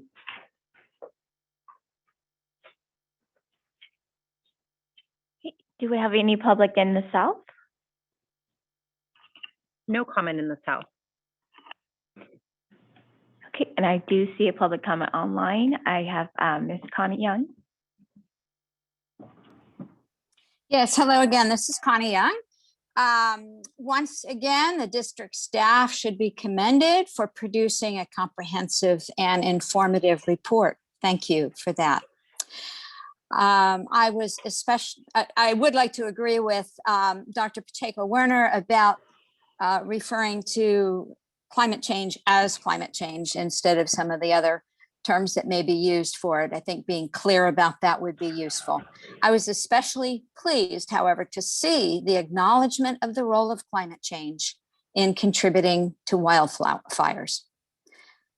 Presumably, this clear statement will lead to a greater recognition of the need to focus on both forest management and climate change when addressing wildfires. I hope next year's report will reflect an even greater understanding of the impacts that climate change is having on our air quality in general, and therefore on the many aspects of the district's work. Thank you. Thank you, Connie. And there are no more public comments. Great. Mr. Chair, board members, just a quick, so just a few seconds here on responding. I do think we have sufficient time to probably make some changes to the report, just based on Dr. Pacheco-Warner's comments and get some quotes in here, and I think even Mr. Cunha's comment on study agency, we've got some space in here to be able to profile, the significant research that was sort of the other foundational part of creating the air district through the study agency. I think we can do a call out or something on that and add that there. So just wanted to respond affirmatively to being able to make some of those enhancements and get those in before we publish the final report. The timing's perfect, Samir, because that, it's just 30th year, and we could add that JPA in there. And I think it'd be part of that history. That's great. And Jamie, to you and your team, please pass on great work. It looks fantastic. I wholeheartedly agree with Dr. Pacheco-Warner about adding in people who have benefited from the program. I think that's powerful in any case. So we just had to review, so there's no action taken. Thank you very much, Jamie. I'm going to move on to item 9, adopt proposed community emissions reduction program for AB 617 community of Avenal and Lamont. Mr. Chair, board members, I'd like to quickly introduce the item, starting first by introducing Jess Olson, who's our Director of Community Strategies and Resources, who's been working tirelessly on this program with a large team here at the district, but also with a large collective team with the Community Steering Committee and a range of community stakeholders and partners in developing the item that is before you today. It is another one of those examples of the board's commitment, not only through the approval of the budget that includes funding that is now to be discussed through this item, but your larger commitment to really working at the community level to understand concerns and then try to bring new strategies into the community to help address those concerns in partnership with many other agencies and with the community. So with that, I will turn it over to Jess to walk us through the item here. All right, thank you, Samir, and thank you, Mr. Chair, members of the board. As you mentioned, my name is Jessica Olson. I'm the Director of Community Strategies and Resources, and it really is my pleasure today to bring before your board for consideration the Community Emissions Reduction Program for the AB 617 community of Arvind, Lamont. So as we actually just reviewed in our review of the annual report, for 3 decades now, the district has worked with residents and businesses, community groups, other stakeholders, agencies up and down the valley and across the state to implement innovative clean air strategies to continue to get significant emissions reductions and improve air quality. And that's certainly all led to record air quality improvements in recent years. However, there are communities throughout the state and certainly here in the Valley that are disproportionately impacted by air pollution. And that's both localized air pollution and the regional air pollution that we experience here in the Valley. And so to address those community level concerns, the state enacted AB 617, also known as the Community Air Protection Program, in 2017 as part of the legislative deal to extend cap and trade. And AB 617 directs Carb to year by year consider selection of disadvantaged communities throughout the state to receive additional clean air resources and help reduce their exposure to the air pollution in these vulnerable communities. And so through that effort, Carb has selected now 4 communities in the Valley. In the first year of selection, South Central Fresno and Shafter were selected. Then the next round, Stockton was selected. And then most recently, your board nominated and Carb selected just last year, February of 21, Arvind, Lamont for AB 617. Now, each community across the state can either be selected for a community emissions reduction program and or a community air monitoring program. And in our case, all 4 communities were selected for both. And so with your board's guidance and direction, each time we had a community selected, we then established community steering committees made up primarily of residents, but also local business representatives, advocates, governmental bodies, all serving in an advisory role to the district to develop these documents. So by way of just a brief timeline, the left and the center boxes here are just a timeline of the process that we've gone through, not only to nominate, select, have your board adopt, and then Carb's board approve the SERP for both the year 1 and year 2 communities. And so where we're at today with year 3, your board actually nominated Arvind, Lamont a couple times. On the second nomination, Carb selected them, as I mentioned earlier, just last year. Today, we are considering adoption of the SERP for your approval, or to send to board for their approval as well. One thing I'll just note here is that typically we aim to have a SERP approved or to your board for consideration within 1 year of selection. As has happened many times across the state, and it happened last year when we adopted the Stockton SERP as well, the community members felt like they needed a little bit more time. We've been virtual this entire time, needed a little more time to work collaboratively and really put together a SERP that the community felt really represented their concerns. And so this represents about a 4-month extension that Carb was supportive of. So this is the Arvind Lamont community. When it was first selected by Carb, the outline of the community was just the city of Arvind boundaries, and then separately just the community of Lamont. And so one of the first things we did is we worked with the CSC and Carb to make sure that we included, since Arvind and Lamont are sort of miles from one another, to make sure we included all the communities in between. And that did include the unincorporated Kern County communities of Weed Patch and Fuller Acres, and a variety of other small communities between the two. The entire boundary represents about 43 square miles and has approximately 41,000 people. And according to CalEnviroscreen, which is the tool used by the Office of Environmental Health Hazard Assessment to understand socioeconomic burden and pollution burden, this community really does rank very high compared to the state in a variety of different factors. Overall, it's in the 88th percentile. It ranks very high for poverty and linguistic isolation, and is over 90th percentile for pollution burden. Once Arvind Lamont was selected by Carb, we worked immediately to convene that steering committee I mentioned earlier, and haven't really stopped since. We've met monthly, sometimes more than monthly, depending on what needed to happen. We actually had community elected co-leads. One was a community-based representative, and one was actually an Arvind resident who we met with bi-weekly to make sure that we were responding to community concerns between meetings and making sure that the meetings were designed in a way that community felt engaged. All of the meetings were facilitated by a third-party facilitator. Every single material we ever presented was also available in Spanish, most of the time mailed out to folks that needed it, including the Spanish speakers ahead of meetings, so they had hard copies in front of them. We had phone call reminders and check-ins to every community member. We had live interpretation of every meeting, and really just made sure that community felt like everything was accessible and equitable. There are lots of different folks that have a range of understanding of how to connect on Zoom and be involved in a lot of the technology we were using. So we wanted to make sure we were connecting with them.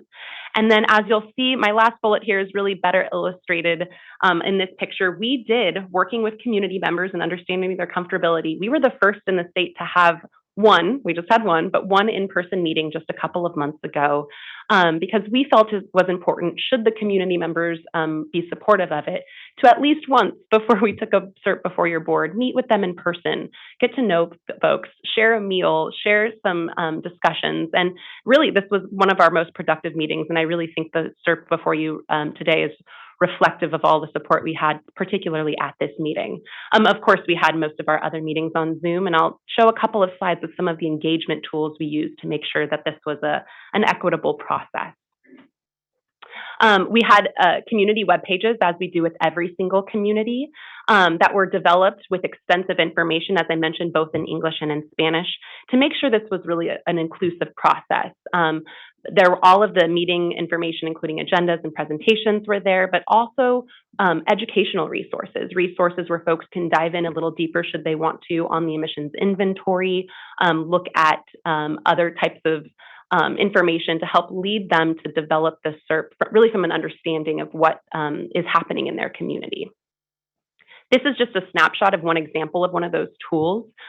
We had a map. The map you're seeing here is of the Arvind Lamont community with an overlay of, in this case, NOx emissions on grid cells. So just so community members, when they're working with us to identify where to place monitors or what to target in the SERP, understand where the largest sources of NOx, PM 2.5, air toxics, all of the different components, where they were in their community.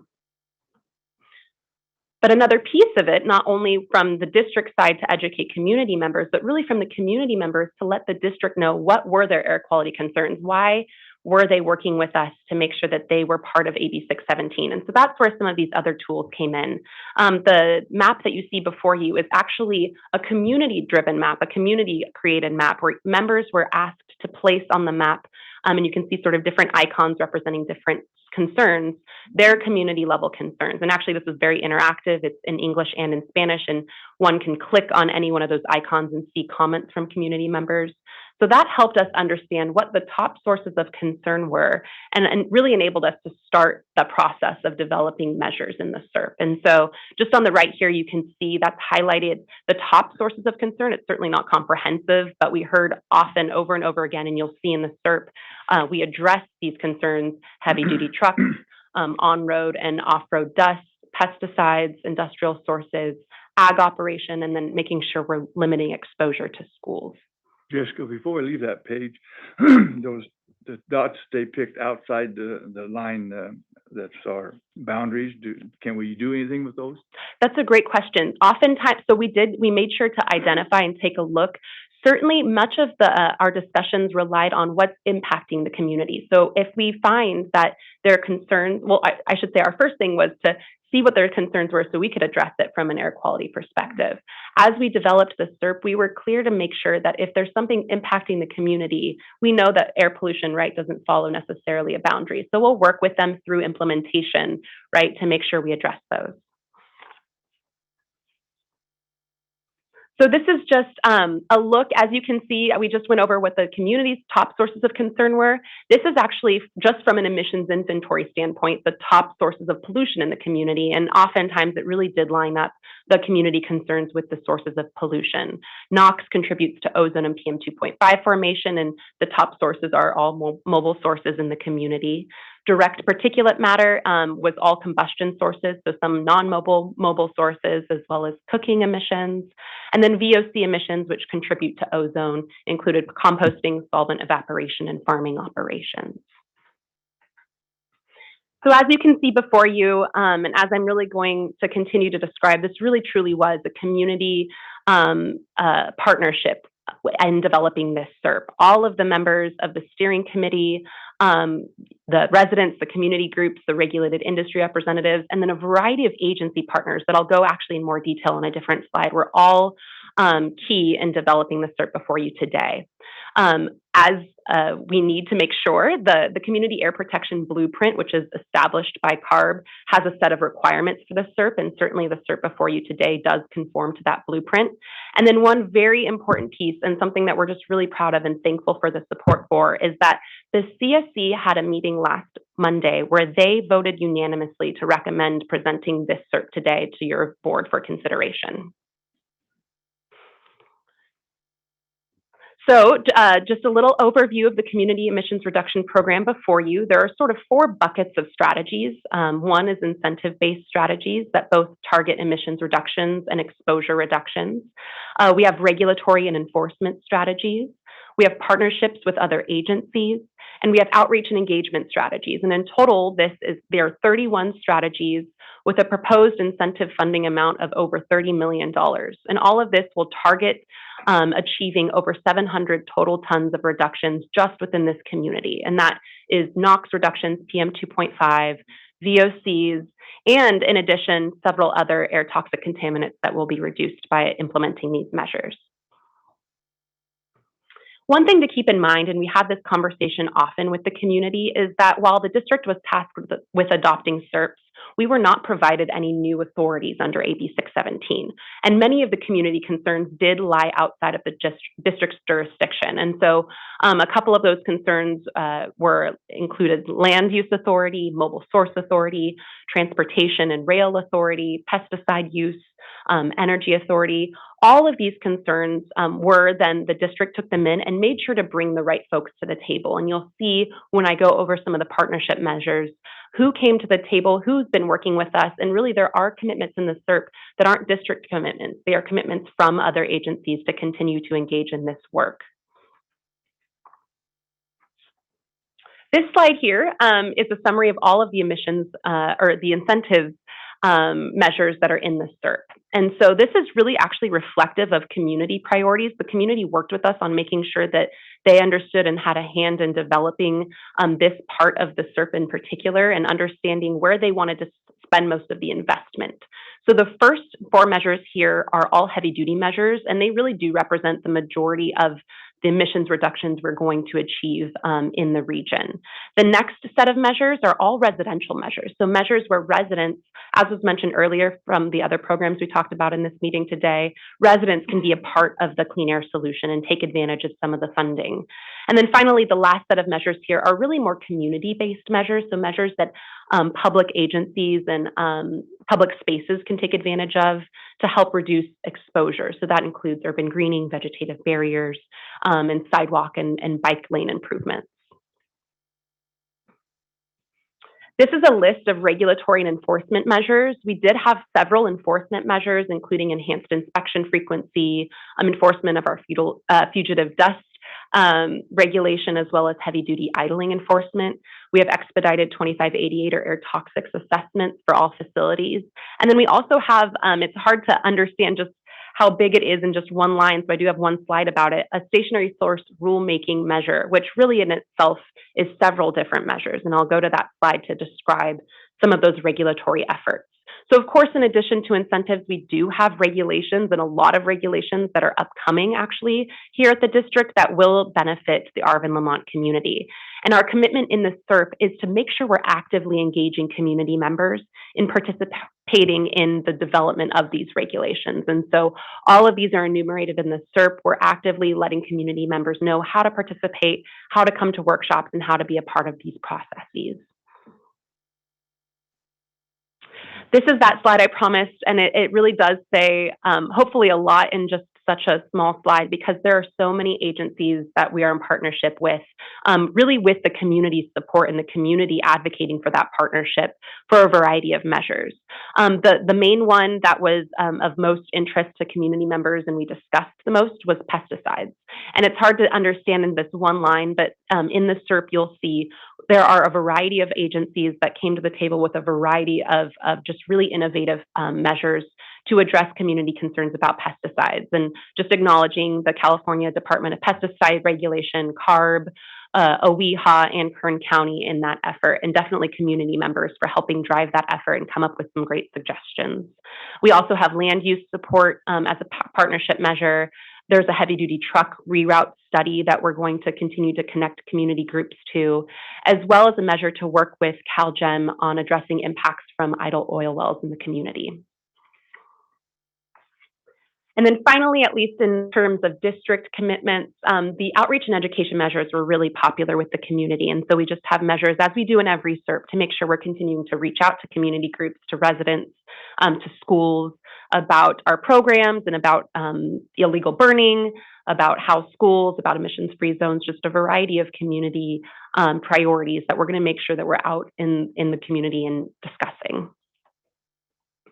And then finally, of course, there are Carb statewide commitments that with potential, and Carb actually worked on quantifying that potential for reducing emissions reductions specifically in the boundary. And those are reflected here today in these five rulemaking efforts with Carb to achieve additional emissions reductions in Arvind Lamont. So of course, as I mentioned earlier, we do have over $30 million in incentives we're looking to support. We have really been successful in advocating for funding to support the implementation and incentives for these valley-based communities. The $3.6 million in community air protection incentive funding is available in the 22-23 budget to support the proposed SERP strategies. And these funds do carry varying statutory expenditure deadlines. So we're going to be careful in making sure we communicate to our partners and certainly with the CSC about carefully monitoring these deadlines and ensure timely expenditure of the appropriated funds. So the next steps, upon approval, The district will send this CERP to Carb for their consideration. The measures in the CERP that do not rely on currently approved funding might require some public process and approval by your board. So there are incentives measures in here that are approved in the CAP guidelines that are already existing district programs, so we won't necessarily need to come back to your board, but there are several, so you will hear updates from us and we'll come back to the board regarding those incentives measures, regarding regulatory development, of course. But there are partnership measures that won't require funding. They won't require additional authorization. So we're going to get going immediately once approval from your board comes today. And then 2 more slides, sorry. Just a little bit, just by way of something that we've communicated with the community often is that this is a framework for implementation. So of course, we're going to start immediately continuing to work with the committee on all of the implementation measures, but there might need to be some flexibility with individual measures as we find that one measure maybe isn't effective, people aren't taking advantage of those incentives. We might need to refine or fund or shift the amount of funding from measure to measure within the approved CERP, within the approved measures to ensure success. And so, of course, we'll come back to your board and report on that. So finally, the recommendations before you today are to adopt the CERP and send it and the signed resolution to Carb, and then for us to immediately begin implementation. So with that, I'm happy to take any questions or pass it back to Samir, it looks like. Thank you, Jess. Again, I just wanted to thank Jess for hard work on this. Ryan Hayashi, there's a big team over here. Jamie and just Heather, many others. I have a list. It's going to be 100 people probably here that in some way have contributed to the work here. But I also wanted to just take a moment to thank Supervisor Couch for his support and early on helping and get the community nominated and selected, and then supporting the process along the way. Really appreciate that support from him and the county. And then lastly, and Jess said this a number of times, but this wouldn't have happened without strong community participation and support. So I really just wanted to thank the steering committee members and others that supported the process along the way. And hopefully there's some members here today who can share their thoughts and speak to that process. And hopefully with this action, we can start continuing making the difference in the community with the various resources that are made available through this program. And with that, Mr. Chair, board members, I'll turn it to you for any questions or discussion on this. Okay, Supervisor Wheeler. Yeah, thank you. Great report. Jessica, do they have monitors out there now that gauging what they're doing? Will we add more or less or? Right. Yeah, great question. And I didn't cover it here, but the community air monitoring program is also underway and under development, and we are starting to deploy the monitors that the community put forth. And we can certainly come back to your board and update you when monitors are fully deployed. That's important, so we can prove what we're doing. Mm-hmm. Thank you. Supervisor Pereira. Thank you, Mr. Vice Chair. On page 15, where you have the proposed incentives, I was just curious on the heavy-duty truck replacement. Are we focusing on trucks that spend the majority of their time in the community? Yes, certainly, and that is the goal. And one of the things we do in implementation is we work with the community to help identify kind of what their priorities are, but they have already expressed, and of course, in order to maximize the emissions reductions, we also agree that prioritizing, yes, how much time they spend in the community and whether they're based there as well. Okay, thank you. And then down at the bottom, $12 million for road improvement, sidewalks, and bike paths. Is that going to reduce air pollution actually? We definitely have, and in the actual CERP, we did quantify the air emissions reductions from that. It's certainly not as impactful as reducing or say taking a heavy duty truck off the road.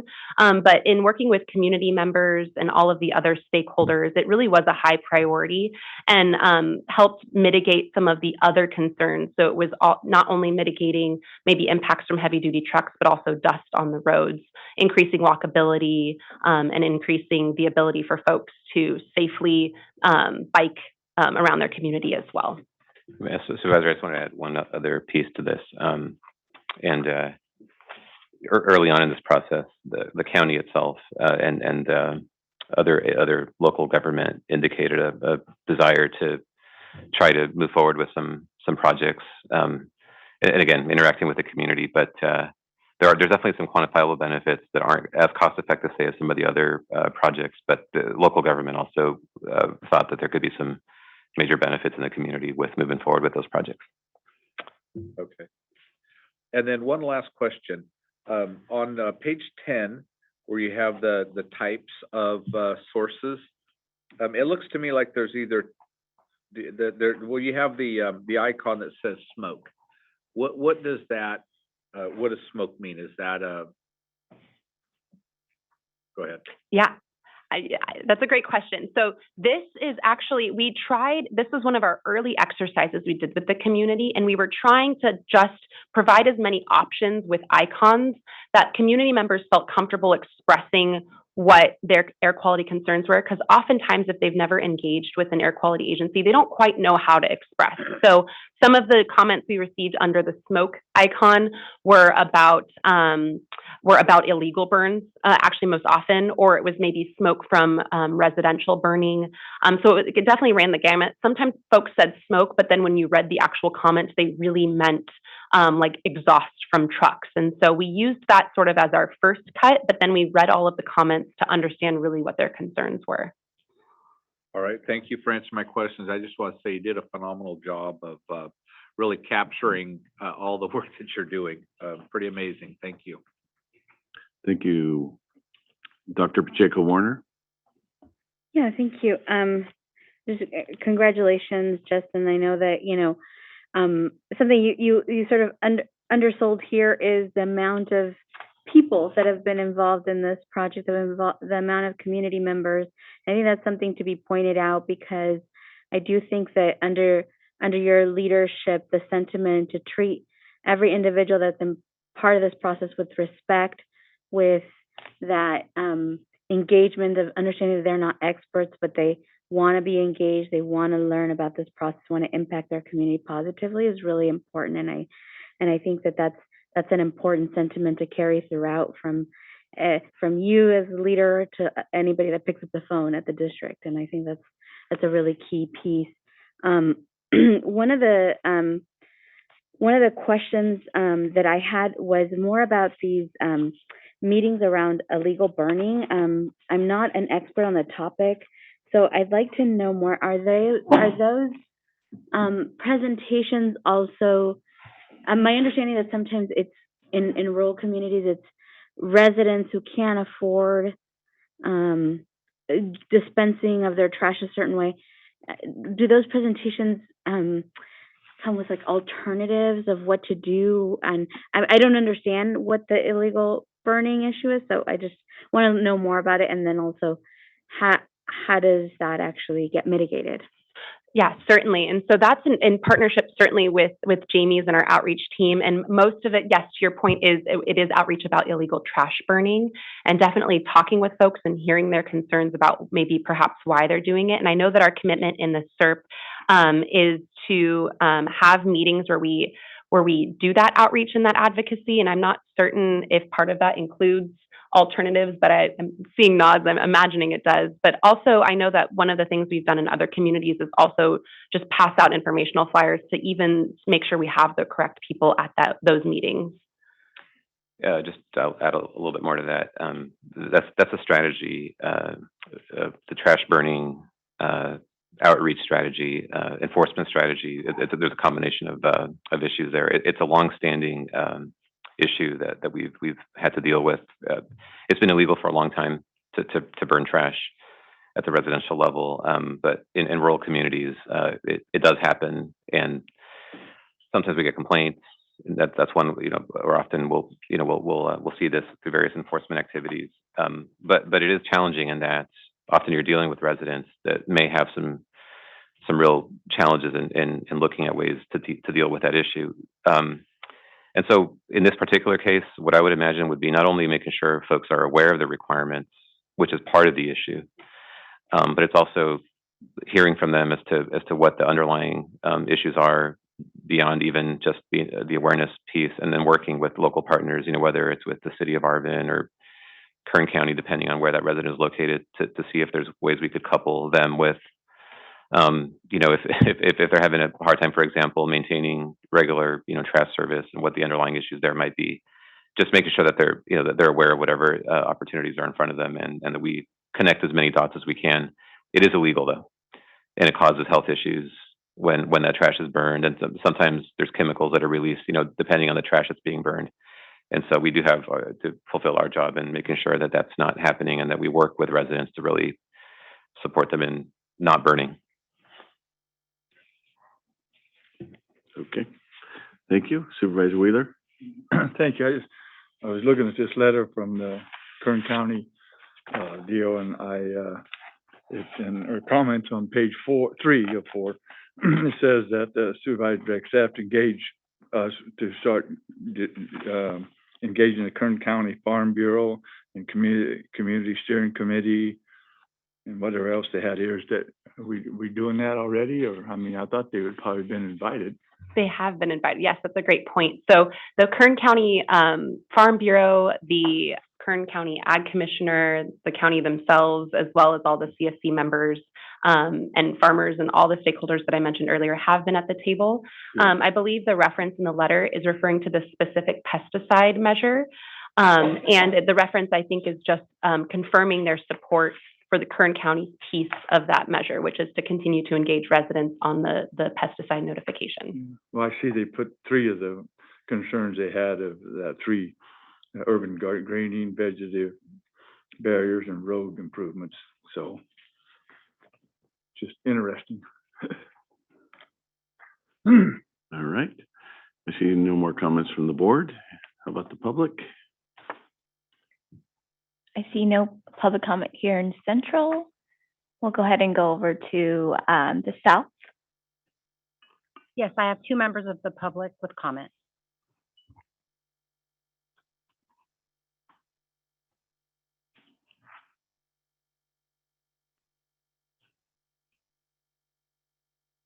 Muted. Romeo Agbalog, representing the Kern County Farm Bureau.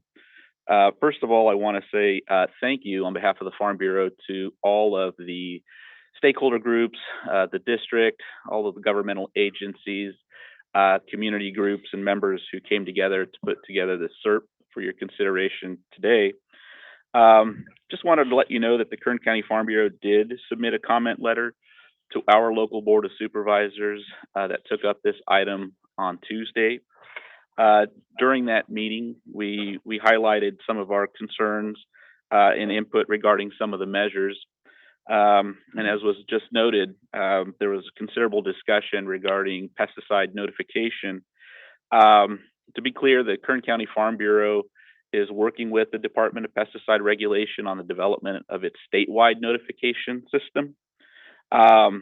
And to speak to Supervisor Wheeler's question regarding the letter that was submitted by Kern County, county has, in that discussion, there was talk about bringing together different stakeholder groups, including the Farm Bureau, to have a seat at the table to further the discussion regarding notification.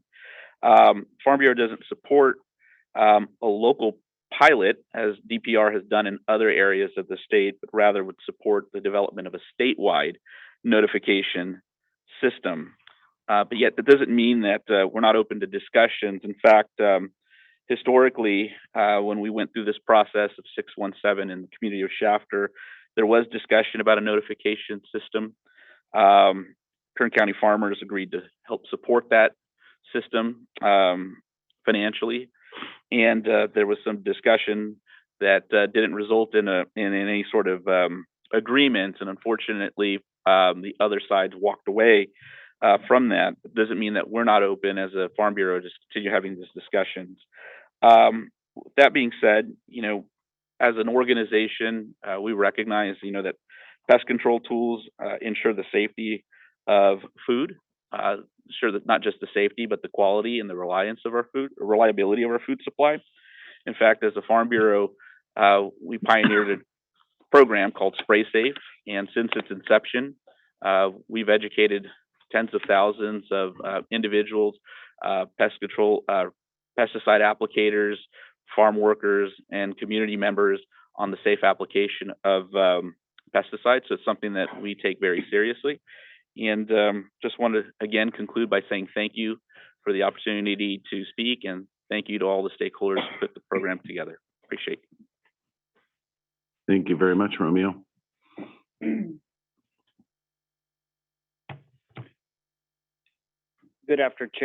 Good morning, Chair and board members. First of all, my name is Jeff Rasmussen. My technical term is agronomist, and I am considered like a plant doctor. First and foremost, thank you for serving our community, both in your districts where you work. I mean, you do your civil duties, and working with this board. One suggestion, Dr. Pacheco Warner, that I'm a recently new grant person, and one of the ideas that I would like is just have a piece of paper from you guys to say, I'm using the grant system that I'd put on my Facebook, and it's something that we could use to get the word out. I didn't know about many of these grant programs myself, but that's an idea maybe staff could come up with, putting on the website that we could share with our friends on Facebook. And that's all I have to say. I agree with the statements with Farm Bureau, and I'll yield at this time. Thank you. Thank you very much, Jeff. Okay, and then we'll move on to Zoom comments. I have Sandra Placencia. Go ahead, Sandra. Yes, hi, good morning. My name is Sandra Placencia. I am a policy advocate with Leadership Council. I was also part of the CSC. I just wanted to kind of briefly mention that, first of all, I think this is an amazing opportunity for Arvind, Lamont, Weed Patch, Fuller Acres. I think it's a community that's heavily burdened by pollution, and this is a great step forward. But I do want to reiterate some concerns that residents raised with us. One of them being that they feel like they didn't have enough time to actually look over all of the SIR. It is a very heavy document with around 150 pages. And although the AD did push back the voting date, we still feel like it wasn't enough. A lot of folks got the most recent finalizations around Thursday through the mail, and we had to vote on Monday. So it just wasn't enough time for folks to go ahead and just look at everything, digest it, and give their opinion. I just wanted to flag that really quick. And also we are still pushing for heavier pesticide regulations and local notifications when it comes to pesticides, as folks in the area have also mentioned that farm workers have been sprayed while they're working, and it's just not safe. We require a stronger pesticide regulations. Thank you for your time. Thank you very much. Next, we have Gustavo Aguirre Jr. Hello, how's it going? Good afternoon, everyone. My name is Gustavo Aguirre Jr., the Projects Coordinator for Central California Environmental Justice Network here in Kern County. Also a CSC member of the Chapter AB 617 and co-lead of the AB 617 South Kern, Arvind and Lamont. And I want to reiterate the excitement that this service brings to the community with, capital investments coming into the community that serve a direct nexus to reduce air pollution. And I just want to, make a quick comments here. I know historically a slogan of the Air District is to leave no stone left unturned, right? And although we picked at a lot of stones, some stones were untouched, right? But I definitely want to make announcement. I think potentially here in the revise of the budget, there's an additional $40 million that will be allocated to AB 617 communities. So that's a good news for us here in the Valley. We have 4 communities, so hopefully we're able to take advantage of that. And I definitely want to make clarifications. When I'm a community organizer, been organizing these communities for 8 years now, and when smoke was a issue that was brought up, not only was it illegal burning of trash, but the big kind of overarching issue was the open ag burning. So we historically know that grapes, vineyards are the ones that are burned the most. South Valley is, tapered with great vineyards that are turned into almond farms. And so there is that issue there.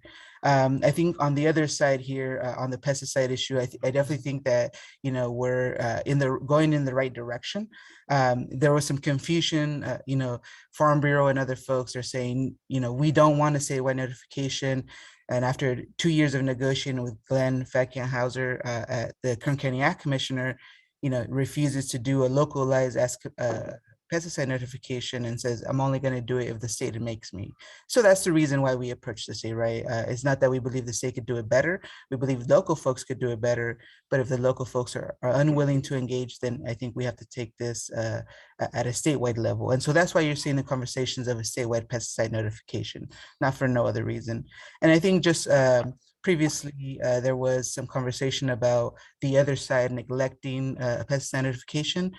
We thought it was a small step forward, but very ill to really communicate the essence of how potentially dangerous restricted use pesticides are in these communities, right?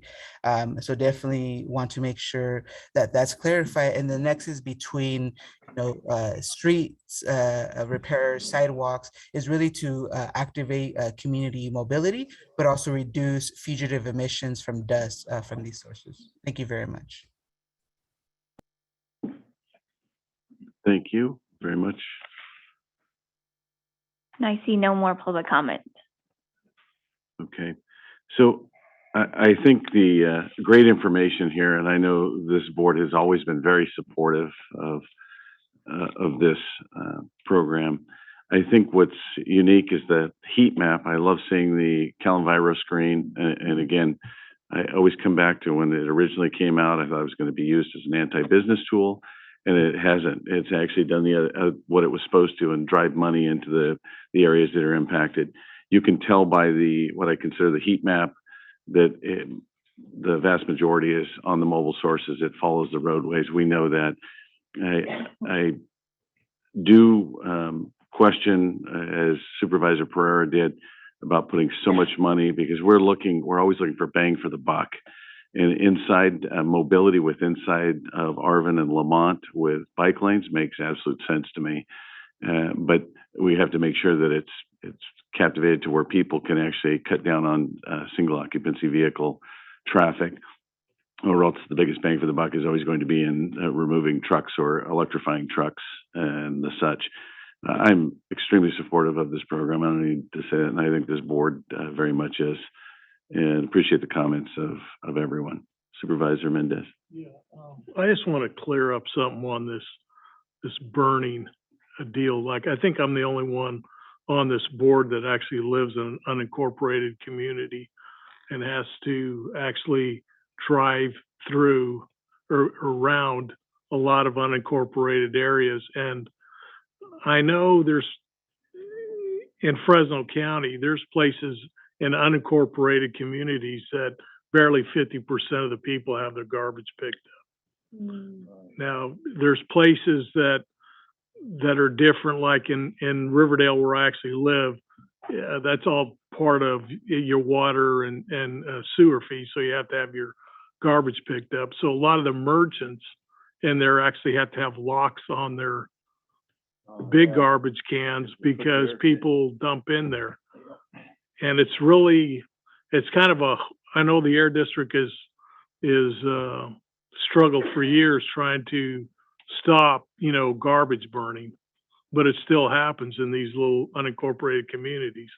And I think it's to say they can't afford it is a hen house excuse. They just don't want to pay for it is what ends up happening. So I just wanted to say that and get that clear. But everybody can talk and say all they want. I live there. They don't. Exactly. So I've seen this for the last 40 years, and I've actually talked to the haulers, and in some of those areas, they're barely over 50% prescribed on having their garbage picked up. So no, that's just the facts. But can I make a motion to? You can. I want to make sure, though, because I have to shout out to Supervisor Couch again, who brought this forward. I think it's very important. He wants to make and it. I think he gets the last word. I appreciate that. Yes, I'd like to make a motion on staff's recommendation. I'm not going to engage in rebuttal of some of the comments that were made, but I will in the future. But I want to thank our staff for a lot. It wasn't easy what you all went through, and it took a lot of effort. And I really appreciate all the work you did, and I appreciate the people of good faith that were part of the AB 617 process. So to approve the staff's recommendation. Thank you very much. Okay, so motion, we have a second. And before we take the roll call, Jess, to you and your team again, I keep hearing it again. It just, again, proves what wonderful staff we have around here. So call the roll. Mr. Bessinger, Yes. Mr. Chiesa, Yes. Mr. Couch, Yes. Ms. Fugazi, Yes. Ms. Lewis, Yes. Mr. Mendez, Yes. Dr. Pacheco Warner, Yes. Mr. Pereira, Aye. Mr. Peterson, Aye. Mr. Preciado, Yes. Mr. Rickman, Yes. Mr. Wheeler, Yes. motion passes. Thank you very much, all. And moving on to item 10, authorize use of service providers as necessary to support AB 617 community engagement.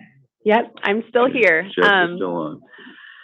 So everything that I just described that we did in Arvind, Lamont to create the SERP, and then what we'll go through to continue to implement the SERP, we're doing in 3 other communities. And so that really takes a lot of, there we go.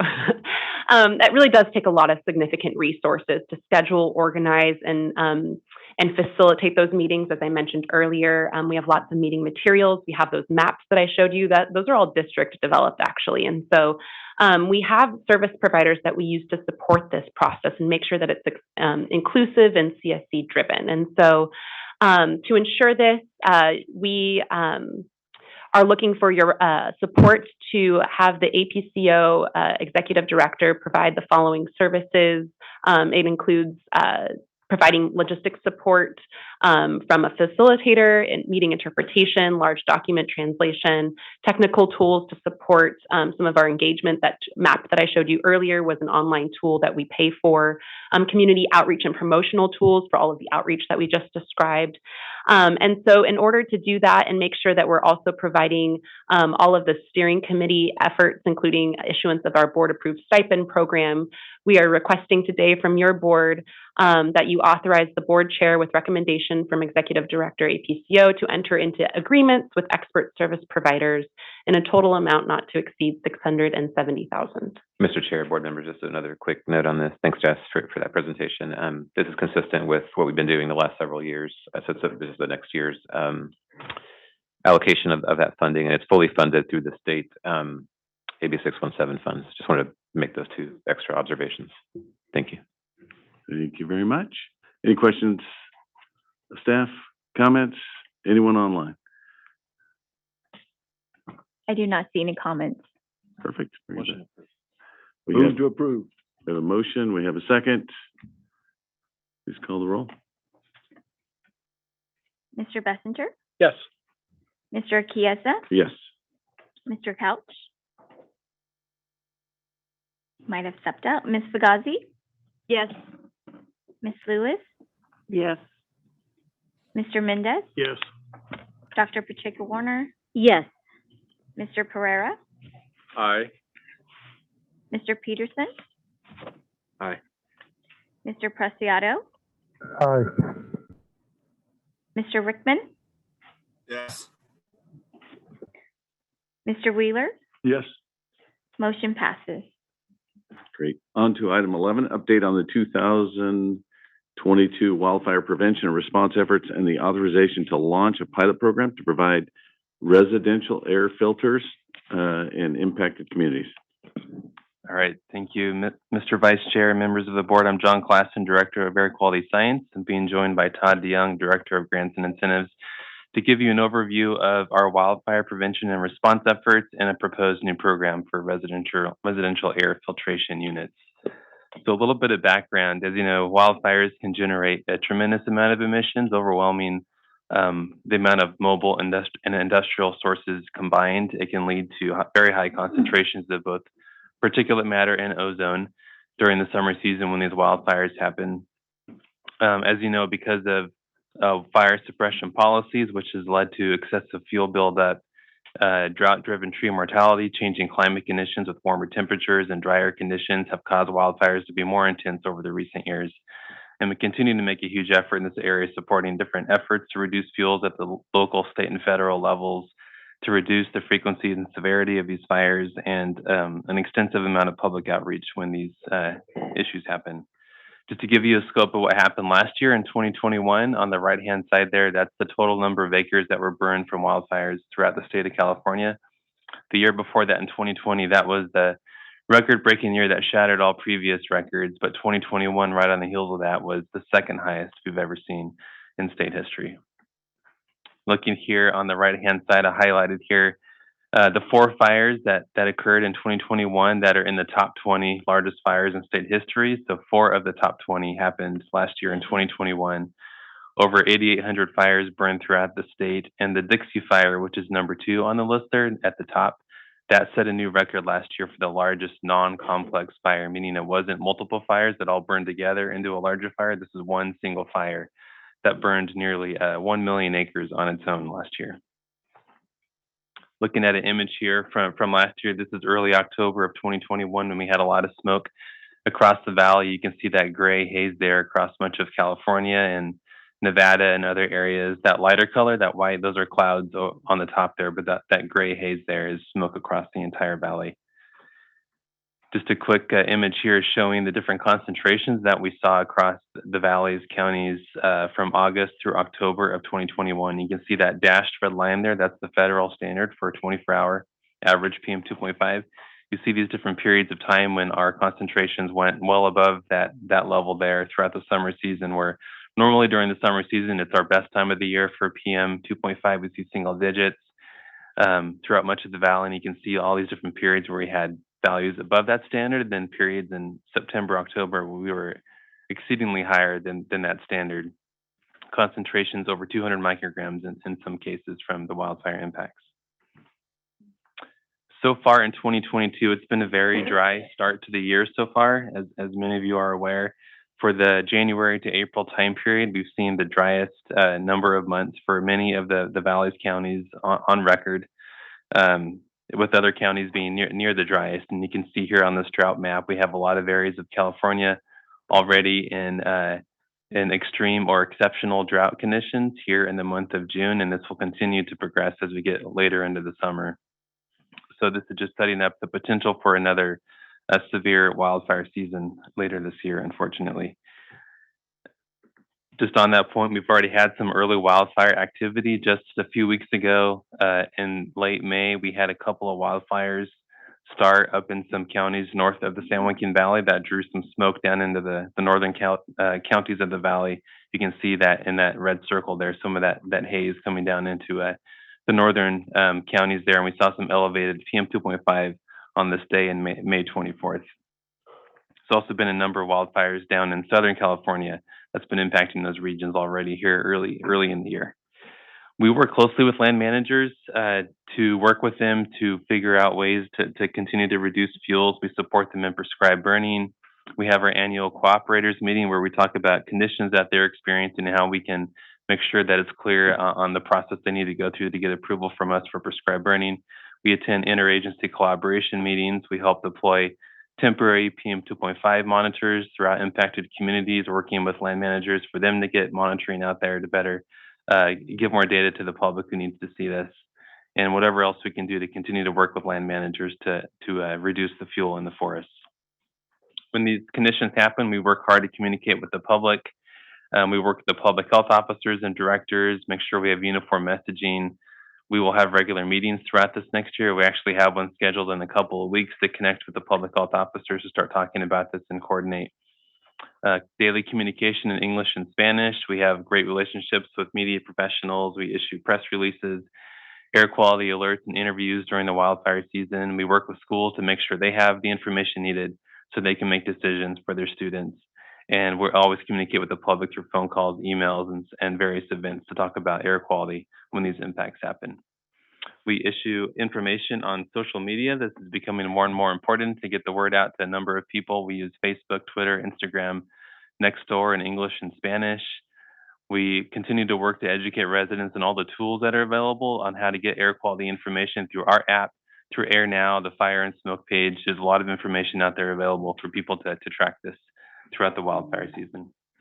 We have our webpage that we continue to work on updating throughout the wildfire season, our wildfire prevention and response webpage, where we include a number of pieces of information from current fire information, links to real-time air quality data, different tools, and recommendations on what actions residents can take to protect themselves during wildfires. And we have our infographic here that's now available in English, Spanish, and Hmong that we make available to help get the word out. And at this point, I'll pass it over to Todd, who's going to give us a little more details on our Clean Air Centers pilot program and our proposed new residential air filtration program. Thank you, John. Several months ago, your board approved the launch of the Clean Air Centers pilot program. I'm happy to say that that program has actually been launched. Just by some background, this was established in legislation, AB 836, a couple of years ago, and provided the district with $750,000 to operate a pilot program to fund portable air cleaners and create a network of clean air centers throughout the valley. This offers vulnerable populations a respite from wildfire and other smoke events when they occur. The guidelines were established by Carb and provide the valley with the resources to assist in creating these clean air centers at a variety of locations throughout the district. I'm happy to report that we've actually closed our first solicitation under the program. We received 8 applications, and we're currently working with the applicants to finalize their applications and provide those funding contracts with the goal of getting these deployed during this fire season. We immediately opened a second solicitation, and so that is actually up and running right now. So taking this concept one step further, we're now proposing a clean air rooms pilot program. Utilizing HEPA air filtration devices that can reduce particulate matter indoors by more than 90%. These devices come in various makes and models. Carb maintains a list of these devices that are eligible for sale and are designated as HEPA devices. Throughout all of our outreach, we've actually been increasingly encouraged the use of these filtration devices during these smoke impact events. The district is now proposing to develop and administer this clean air rooms pilot program for Valley residents that reside within identified Valley disadvantaged communities. The goal of the pilot program is to provide these units free of charge by partnering with local Valley businesses and organizations to distribute these air filtration units in these low-income and disadvantaged communities. Just some of the program components. Eligible participants, again, residents within disadvantaged communities as defined by the Cal EnviroScreen tool. We're proposing up to $250,000 in community incentive funding in the 22-23 district budget. The funding distribution would be first come, first serve, and distributed by county based on population of that county. And then depending on the program demand, we would have the ability to shift funds between counties if necessary. Eligible filters and costs, we're going to be purchasing these certified high efficiency residential air filtration units and then provide one additional filter element. Again, we're proposing to partner with a manufacturer or distributor who can purchase these in bulk and give us a good deal. The information we've found so far is that these the ones that we're targeting can cost between $150 and $300. So based on that, we're hoping to fund somewhere in the neighborhood of 833 to 1,600 units during this small pilot program. We'll coordinate our outreach activities through the local community-based organizations to ensure that the word is getting out there, and we'll also use targeted social media to make sure that folks know about the program. So in terms of next steps, we're hoping and recommending that your board will authorize the new Clean Air Rooms pilot program today. With board's approval, we would work to quickly develop, launch, and implement the program. Again, our target would be to get these deployed during this fire season to provide some respite to Valley residents. And then again, working with the retailers and the CBOs on program outreach to ensure success. And again, we want to make sure that we can get these things deployed as quickly as possible. So that concludes our presentation. John and I would be happy to answer any questions. Mr. Chair, board members, just on that last program piece, wanted to add a little bit more to that. Just wanted to note that as a pilot, I think we'll learn a lot about the potential of that program and providing some additional exposure, health protective exposure reductions for our residents. When a fire happens, there's really just a few things that you can really do to protect yourself. One of them would be having a clean air room, say in your home, where one of these filters would be really helpful. I do appreciate the suggestions that have come in from a range of different community organizations and residents that have asked for us to look at a way of doing this. It's great to see that there may be a good partner network that could make these available. I do think this program is one where, in partnership with community organizations and Valley Philanthropy, others that are looking for ways to perhaps help residents, with looking at tools like these to assist during these wildfire impacts, that there are opportunities that could multiply even what your board does with this pilot program. So we're certainly looking for bulk multipliers. We're looking for some of the community organizations that would appear to think this is a priority and something that would be of value to residents, and seeing how we can partner with them on outreach, but also if they can assist in looking for some other funding opportunities to actually take this pilot concept and make it grow into the future. So that's something I just wanted to know, and we're appreciative of the suggestions that have come in and are excited to bring this proposal to your board. One quick question on the replacement filters. Are they readily available now for these HEPA, easy to find? Yes, based on our research, there are multiple options and models available right now. Okay, yeah. Thank you. Supervisor Wheeler? Thank you. On page 9. Can you turn on your mic? On page 9, the coordination with the land managers, we had that big meeting here when we decided to start letting more control burns up there. It's really important. And they still talk about that up there, whether it's Forest Service, CAL FIRE, National Park, and whatever. Well, I got the Fresno Bee out there in my pickup. I pick it up before I come down so nobody steals it from me. And on the front page, those environmental groups, and I'm sure I didn't get to read it, it's probably Chad Hansen and that Mrs. Wolf, and they're suing the Yosemite National Park because they're logging and cleaning up that fuel load. They filed a lawsuit. And they also filed a lawsuit against the Forest Service when they started doing the creek fire logging and reforestation. Some of the reforestation they're doing, but they stopped the logging. So all those dead snags, they will be falling. We have that much more fuel load. And I can take anybody up there, anybody wants to, and go up 41 to Yosemite, where they had that fire about 15 years ago, and it burned every damn thing there is. And the only thing there now is brush. It's 20 feet, 30 feet tall, solid. The most fuel-loaded places are our national parks because the environmentalists stop them from managing it.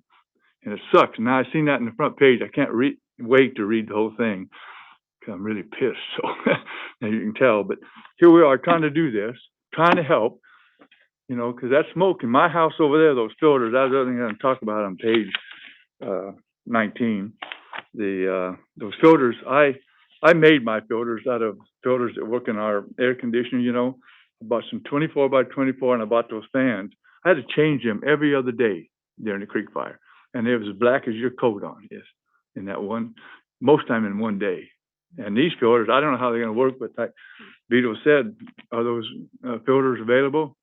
They're going to need them if there's some way to clean them. If they can clean them, that's fine. But if they can't, you better have a stack of them, because if they're around where those fires are, it is so ugly. Our air conditioner filters, I had to change them at the same time every 2 days. But those little ones, I had two of them upstairs and one downstairs. I was breathing all that shit. Solid black. And I got pictures of them. Anybody want to see them? I got them right there. I've seen them. Yeah, I showed them, yeah. That's all I have, but I just, you know, they screw up everything when they do that.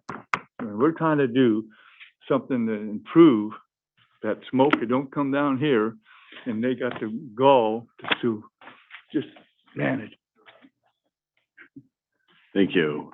Dr. Pacheco Warner. Yeah, thank you.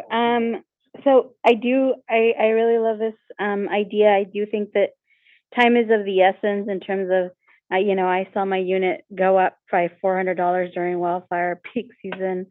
So definitely the prices vary depending on when you purchase them. I echo Supervisor Wheeler's comments on the education of the maintenance of the units. I think it will be an important part of the program. I think part of that is also, you know, I'd love to see how I can help support maybe an education partnership with our healthcare, our local healthcare like Valley Children's or other hospitals, because I think we can magnify the effect of this pilot program by sort of helping raise awareness about the importance of why air filtration is needed. So please reach out to me if I can be of help on that. And then I think this also goes to the next point about maximizing the effect of this program.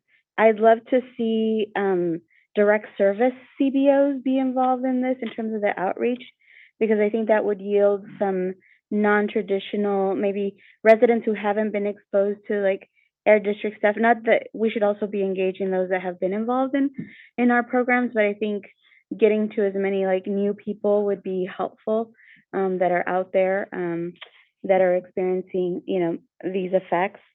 And again, would be happy to help connect to some of those direct service orgs. And then also, I don't want to add, I'm like adding stacks of things to do, but I do think that it'd be really interesting to see 3 or 4 data points from those who benefit as like a pre and a post in terms of, you know, do people really increase their understanding of prevention strategies as a whole in terms of wildfire, smoke prevention? You know, I mean, I think the idea of a clean room is something that probably all of us need to be more familiar with. And I think that's a really good opportunity to see if that happened.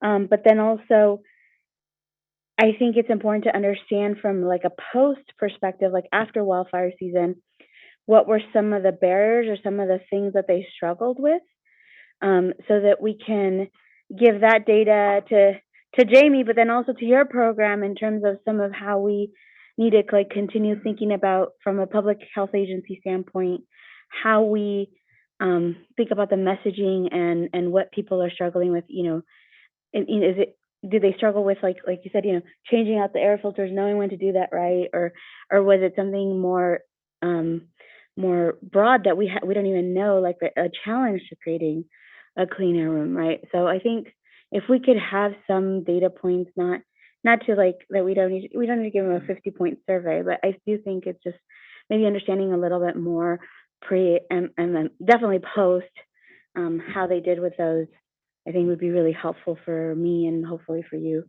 Thank you. Supervisor Peterson. Yeah, thank you, Mr. Chair. Just a question. I know recently the fire in Arizona, the Department of Forestry, I think, suspended all prescribed burns. And, you know, looking at New Mexico. just in New Mexico? Okay. Oh, it was New Mexico. Yeah, sorry.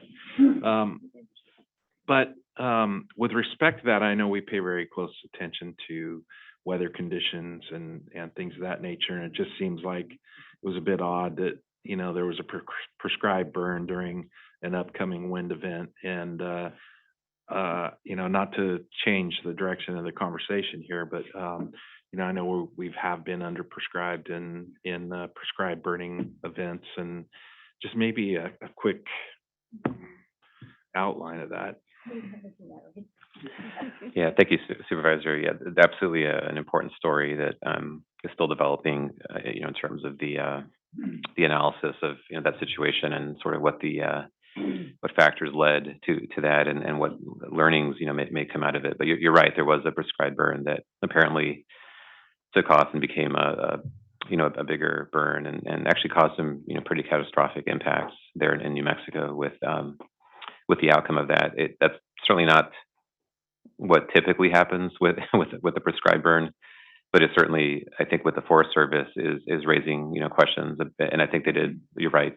Pause. I'm not sure if that's been lifted yet or not, and John may want to speak to this as well here. But our team is following that closer than I am, but that's certainly been part of the conversation. We do know that prescribed burns are continuing here ahead of. I mean, you can argue it's almost we're in the middle of fire season, depending on how you look at this, but there have been continued efforts to do prescribed burns, and it's ramped up recently. There's been new funding, although there's ongoing challenges, as has been brought up with some of the various suits that are filed, and the ongoing planning challenges with those burns.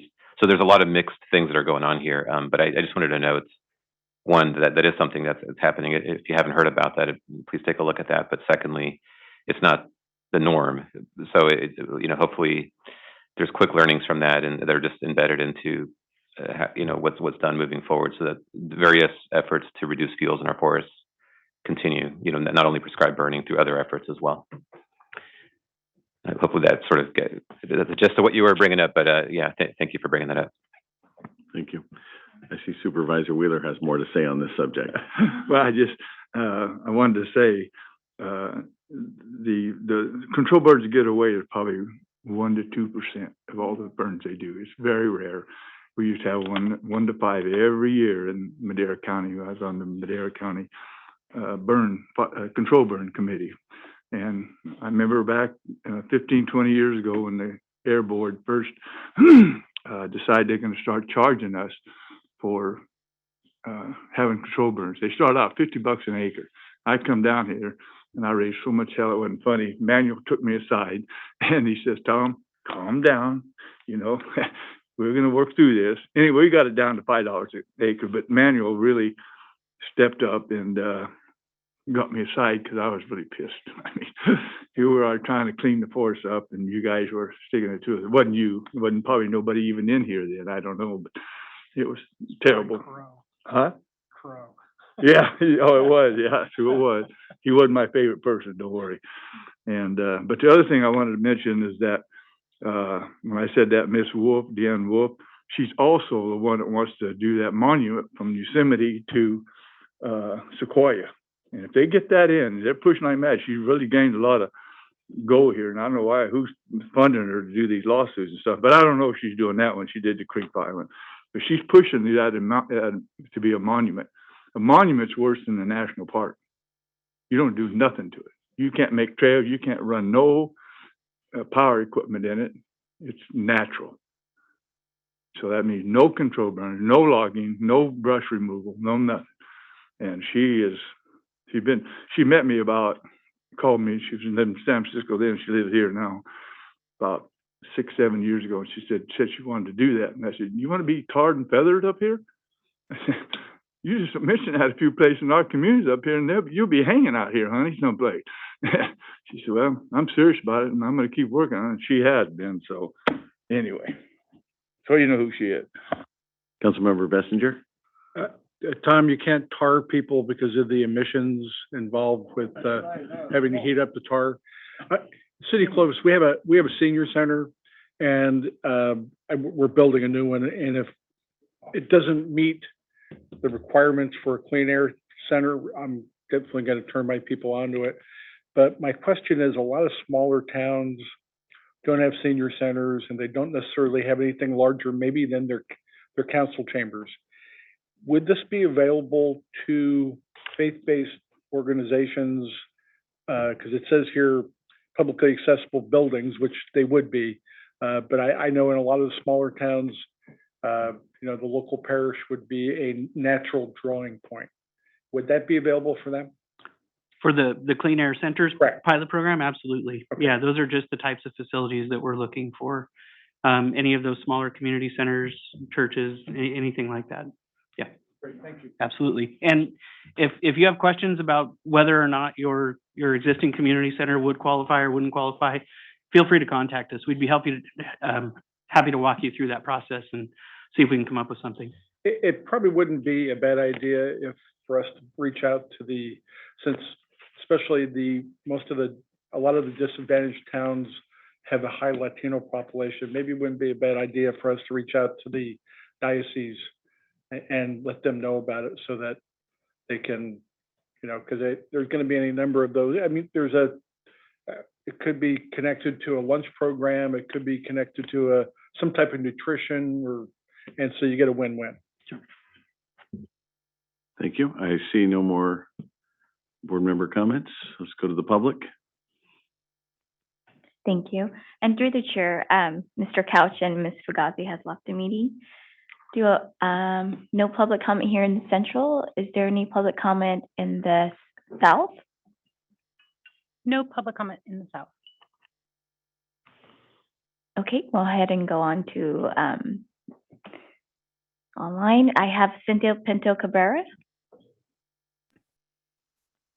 Hello, good morning, Chair and board members. This is Cynthia Pinto Cabrera with the Central Valley Air Quality Coalition, and we are glad to see the district's efforts to improve indoor air quality for Valley residents and the sense of urgency to get this program started before this year's wildfire season. You are all really living up to the public health aspects of this agency, and it's great to see this program unveiling. CVAC has been working on a similar program through the Stockton SERP, and we've been working with and Stephanie on that project, and we look forward to continuing to work with them to not only improve the Stockton project, but the potential to support this Valley-wide initiative as well. This step is a great step in the right direction for increasing community protections. And as the district rolls out this program, we encourage you all to also consider populations who might not be able to benefit directly from this, including renters, homeless, people who live in multifamily homes. When it comes to providing these clean air rooms, these populations might not be able to install filters where they live based on, their landlords might not let them improve these or add these air filters, things like that. And we also hope that we consider the first come, first serve requirement and take the additional time to ensure that the most impacted residents are benefiting from these programs. As Pedro had mentioned earlier in the meeting, we hope to see these kinds of efforts be permanently installed into district air budgets in future years. I could see how this program would be greatly beneficial and have great success. So continuing to improve on the program and including it as a permanent budget item would be great to see, to live up to the public health expectations of this agency. And we look forward to seeing the success of this program. And we hope that it can also be expanded in the future to not only those who are impacted by wildfires, but also those who are impacted by agricultural burnings, those who live in close proximity to oil and gas infrastructures, and those who are living near freeways. So thank you so much for this work, and we continue to look forward to seeing this program roll out. Thank you. Next, we have Genevieve Amsalan. Hello, my name is Genevieve Amsalam. I am the Research and Policy Director for the Central California Environmental Justice Network, or CCEJN. We stand in strong support of this pilot program to provide free indoor air filtration units to impacted communities. As Cynthia had just mentioned, this is much needed and this is a great step in the right direction. And we look forward to working collaboratively with the district on the implementation of this program. Would echo Dr. Pacheco Warner's comment of including a little bit of research and learning from the community on how to improve it moving forward. And we hope this program will grow to reflect the true need in the Valley. So thanks again to Samir and the district for piloting this. We're really excited and happy to work side by side on making it happen in communities. Thank you. Thank you much. Next, I have Gustavo Aguirre Jr. Hello again, Gustavo Aguirre Jr. with Central California Environmental Justice Network down here in Kern County. I don't know, I'm very pleased to hear this. Excited about the potential to giving some relief to residents that are most impacted by the wildfire smoke here in our communities, and pollution in general. With great satisfaction, we support this. In anticipation to this fire season, CCEJN is piloting a project called Fresca, where we're putting indoor and outdoor air monitors in homes, 16 here in Kern County and 16 in Kings County, West Fresno County, and are retrofitting their homes as they have evaporative coolers or swamp coolers. I heard Tom Willer's frustration of having to change filters with the air conditioner unit. Now, on top of that, imagine not having an air conditioning unit and only an evaporative cooler. That's the communities that we're targeting in this pilot project. And we're finding some really astonishing information of the air quality that folks with just evaporative coolers or swamp coolers have. Unfortunately, evaporative cooler has no filtration system and brings in all the air pollution, airborne PM 2.5 into the home during wildfire seasons. So we're retrofitting those swamp coolers to install air filters and putting air filters and air purifiers inside of their homes. And so this is a program that we fully support, we've done here in the past, and happy to collaborate on anything moving forward. Again, want to thank the staff and the folks that recommended this. I think this is a great step forward to bringing equity to environmental justice communities and those smoke pro communities in our valley. Thank you. Next, I have Isel Ambres. Hi, good morning. My name is Yelisa Ambris, and I am a resident of Fresno. I come from a rural farm worker community that is impacted by wildfires every year, as farm workers have no protections when working outdoors. I also have asthma, and the swamp cooler in my mobile home is not enough to keep our air filtered or safe. And to help mitigate these harmful effects, it's exciting to see these steps moving forward in these efforts. So today I stand in support of the pilot program to provide free indoor air filtration units to help impacted communities like mine. Thank you. Thank you. Next, I have Gabriela Faco.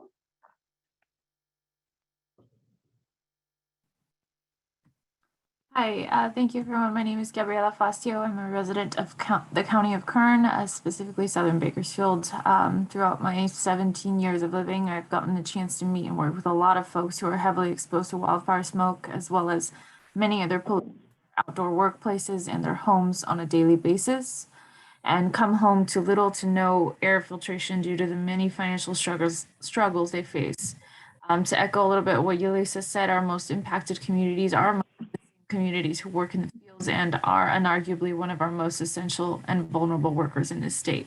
As the heat season approaches and the wildfire season has already started, like Dr. Pacheco already said, time is of the essence, and hopefully the program can extend to a permanent program for our communities. I stand in support of the pilot program to provide free indoor air filtration units to the impacted communities. Thank you.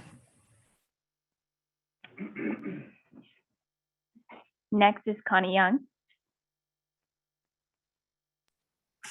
Yes, hello again. Thank you again for including climate change among the causes of the intense wildfires we've been experiencing. Again, I would suggest that you call it climate change instead of changing climate conditions, to be clear about what you're talking about. Going forward, I would recommend that you include information about climate change in your public education and on your website. Your leadership will help change hearts and minds about climate change among the public and politicians. Improved understanding of this issue will increase public support for legislative and other solutions to this significant threat to public health and well-being. As for the clean air centers and air filtration pilot program, I think it's a terrific idea. And I do belong to a interfaith group, and I'll make sure I mention it to them as well. However, This program is just a Band-Aid for a much bigger problem. And since you have a significant interest in being guided by sound science, you are undoubtedly aware that climate scientists have been warning about these wildfires and advising that they're only going to get worse until we tackle the real problem here, which is climate change.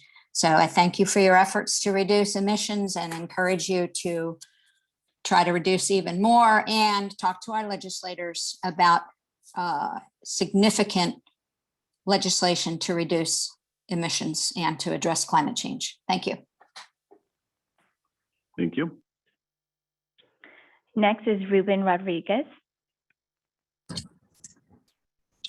Hello, can you guys hear me? I can hear you. Awesome, thank you. So I called today in support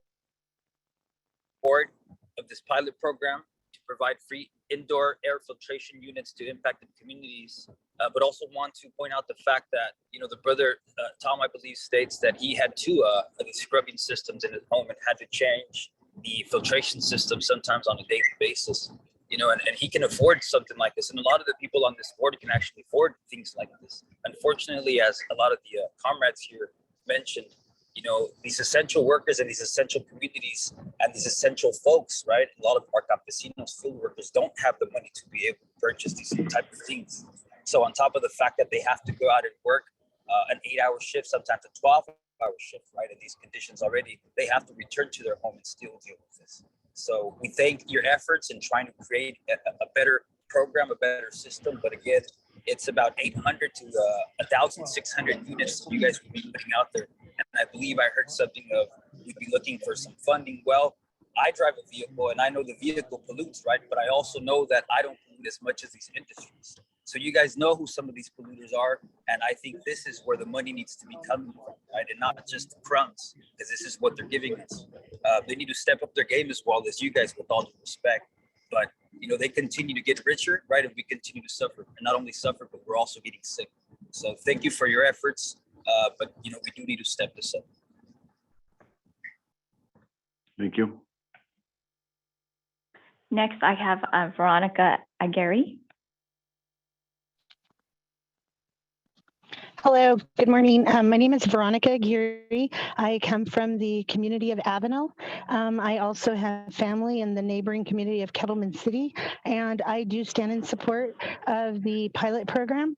And I'd like to also express that there is a definite need for this type of system in the homes of communities such as the community of Avondale and Kettleman City, who also have to deal with other types of pollutions, not just wildfire, but communities such as mine that has a landfill right next to it, where low-income housing has to deal with all the dust and all the PM2.5s and everything else that kind of goes into their homes. And as I'd like to echo off of what Ruben said, and many of these families cannot afford the types of systems that could be able to help and alleviate many of the health issues that a lot of these families are having to deal with. I do commend you all for understanding and noticing that there is a great need, but please do take this very seriously and give it to the communities that are at the most need, the most vulnerable communities like Kettleman City, that the families have to deal and live next to fields that have to deal with the burden of pesticide drift, toxic waste dump, and other types of pollution that the trucks that kind of come through the town being right off the freeway. And again, I do stand in support. I hope you continue to take this serious, and we hope that this program does pass. Thank you.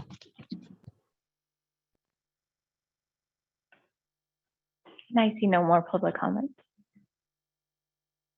I'm going to give you another shot, Supervisor Wheeler. Make it good. It's nice to hear a lot. This is that, I didn't catch his first name. It was something Junior, and he mentioned my name on about the water coolers. I actually, in my house in North Fork, that's all I have is water cooler. I do not have air conditioning there, and my son lives there and he didn't even have a quarter of the smoke in the house that I did over there with air conditioning. The water coolers actually catch 100% more than those regular air coolers do. And you ought to seen the bottom of our water cooler. He called me over one time, so I had to go and look at it. It was a mess, but it caught it all. It didn't go. He'd made one himself, one of those filters, and he didn't change it once every 2 or 3 weeks. So water coolers do a much better job. Councilmember Bessinger. Just very quickly, the 20-inch box fan with the 20 by 20 air filter. The air filters aren't, the good ones aren't cheap, but you can wash them off. I do that with my air conditioning ones. Yeah, I can afford to buy them all day long. I'm not going to. They're too expensive to just toss away. I just take them outside. I've used my leaf blower, my electric leaf blower, to blow that off. I've even, in the summer, I'll wash it off, let them sit in the sun, dry off, and I'll reinstall them. You can get a lot of reuse out of those. So for the good folks that don't have the ability to do that, this is kind of a retrofit way of doing it, and I would encourage them to do that. I do that too. Thank you. Mayor Preciado. Yes, I would like to also make a comment regarding the first come, first serve. I know that some community members, by the time they find out about the program, and I'm talking about not just this pilot program, but about any other program, sometimes by the time they find about it, especially their non-English speaking community members, the funds are already gone or they're placed on the waiting list. So I would like to take this opportunity I know it will be a lot of work, but I believe we need to identify those areas that are more in need of these programs and probably find a way to reach those community members that are most need. Thank you. Thank you very much for your comments. And seeing no more, I want to make one comment. I think that, the intent of this was for the wildfires. We know that these are huge events that change the whole dynamics of the valley. And so I believe in sticking with that. I don't want to discount anything that any of the speakers said. There is a tremendous amount of need. We understand that. And I suspect that this will be an oversubscribed program, if not in the first go around, because we have to get the word out. But I think it will be oversubscribed because there is need beyond the wildfires. The difficulty is predicting where wildfires are, where the wind blows, where will be the most impacted area. But having said that, that still is the extraordinary event that we can't control. So this is a method which we can do a part. I love it's a pilot program. Pilot programs are never perfect. That's why they're pilot programs. We try and improve them on the fly. And I think you've seen us run programs in the past, and we continually improve it. So I like what we have here. I appreciate the comments that came from the public, but I want to stick with this as far as the pilot. I think that's sound. Move to approve. Second. Okay, we have a motion and we have a second. Call the roll, please. Mr. Bessinger? Yes. Mr. Chiesa? Yes. Ms. Lewis? Yes. Mr. Mendez? Yes. Dr. Pacheco Werner? Yes. Mr. Pereira? Aye. Mr. Peterson? Aye. Mr. Preciado? Yes. Mr. Wheeler? Yes. Motion passes. Thank you. And John and Todd, thank you for your presentation. On to item 12, approve contract for advertising and marketing agency representation for comprehensive multilingual public education and outreach. Mr. Chair, board members, I just want to introduce Jamie again, our Outreach and Communications Director. I've asked her to give a 2-minute version of the presentation. There is a longer version available and posted. There's information in the board item as well. And we're happy to drill down on any particular issue of interest, but I did ask for, just given where we are with the time here, to do a very fast summary. Good afternoon, everyone. Of course, public education and outreach is always one of the priorities here at the district. And we have, over the last 19 years, partnered with a local advertising agency to make sure that our messages are getting out. You might recall that last year we did open an RFP, a competitive RFP, and out of that RFP came the vendor that we're suggesting today. That vendor works closely with the district on a multiple range of different strategies, projects, campaigns. We do this in multiple languages, and they work on free media for us. You might recall that they give us a 5% discount off of the standard commission rate of 15%. This is just a breakdown of what they've done for us in the past year and a lot of the value that we've gotten. Scope of work, we've got our summer campaign, our winter residential wood smoke reduction campaign. We've done a lot more grant outreach recently. Of course, work with our community engagement efforts, AB 617 efforts, public-facing air quality tools, and of course, any additional support that we might need. Here are the fiscal details that they have not changed since last year. I do want to point out we do monthly check-in and budget reconciliations with them, and of course, we can terminate the contract with the 30 days notice. Today, we're recommending that you approve and authorize the chair to execute an agreement with Archer and Hound to implement this comprehensive public education and outreach campaign for the district. I have 28 seconds left. So awesome.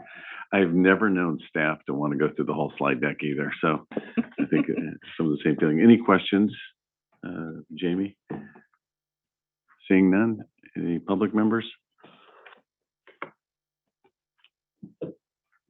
I do not see any members of the public wanting to speak. Okay. Oh, Motion to Supervisor. approve. Thank you. Second. Motion and a couple of seconds. Call the roll, please. Mr. Bessinger, Yes. Mr. Chiesa, Yes. Ms. Lewis, Yes. Mr. Mendez, Yes. Dr. Pacheco Warner, Yes. Mr. Pereira, Aye. Mr. Peterson, Aye. Mr. Preciado, Yes. Mr. Wheeler, Yes. motion passes. Thank you. On to item 13, receive an update on attainment planning efforts for federal particulate and ozone standards. Good afternoon again, Mr. Chair, board members. I'm going to introduce Jesse Fierro, who's our Director of Planning and who's been working very, very hard on, as you all know, a variety of different planning mandates, regulatory work. I've asked her to also do a much abbreviated version of the presentation. I do think we can spend a few minutes on where we are with, and EPA is on some of our plans, and maybe fast forward to that portion of the presentation. And of course, happy to answer questions as they arise here as well. And with that, Jesse, the floor is yours. Good morning. Thank you, Mayor. And good afternoon, members of the board. You know me, I could talk about this stuff for 3 hours. I could talk about it for 3 minutes. I'm going to aim for the lower side of that at about 10 minutes, and I'll try not to talk too fast. If we could go on and start the presentation. You have a great resource in these PowerPoint slides that you can refer to. You have a good resource in the board memo. The board memo has a nice table at the end that outlines what the major new things going on are. And the memo does a good job telling you what are the big takeaway messages that are universal for all of those things. So today I'm going to give you a little bit of a hybrid. I want to update you on specific plans, and I want to highlight some core themes that have been driving us in this work and will continue to drive us. As you know, we have a lot of plans and a lot of standards, and it all builds on each other. And as a result of this efforts, we're seeing real air quality improvements. There's a lot of charts in there. You've been hearing for a long time about all the great rules that we're adopting and how much benefit we're getting as a result of those rules. Now I want to get to the part of what's coming next. You've heard me talk before about contingency measures. Contingency measures are super challenging. These are the extra measures that you're required to have in every attainment plan that you're not implementing yet. So there's literally no air quality benefit. This is the backup plan in case something else in your plan doesn't work out. It's very challenging to come up with a measure that's adopted but not used. That contingency trigger is a relatively new phenomenon. It's affecting non-attainment areas nationwide. It's a result of recent litigation. You also need a very large amount of emissions reductions for contingencies, 1 year's worth of RFP. Who knows what that even means? It varies from plan to plan, and it can be a really big number. So it's very challenging, especially in an area like ours. We're non-attainment from many NACs. We have very stringent controls. And there's just a scarcity of measures that satisfy this stringent definition of contingency measures. I'm not saying that there's a scarcity of measures overall. We've adopted a lot of measures, but this last component of attainment planning can be very difficult. And like I said, 1 year's worth of RFP can be a big number. In one of our, I did the math, in one of our plans, it's an extra 17 tons per day of NOx reductions on top of the hundreds of tons of reductions we're already achieving. And again, those 17 tons are tons you're not supposed to be using. It really defies logic for agencies that need to be improving air quality.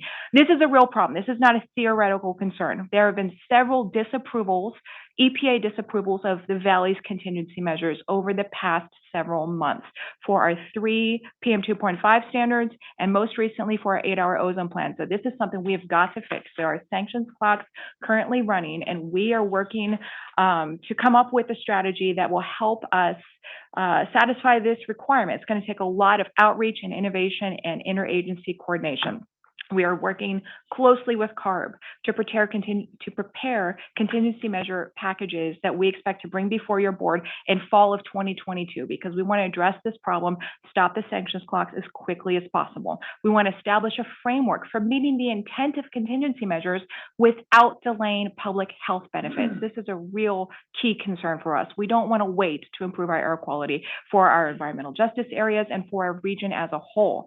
We want to present a scarcity analysis to show how limited our authority is and how many measures we already have in place and the reality of the deployment challenges for that contingency trigger.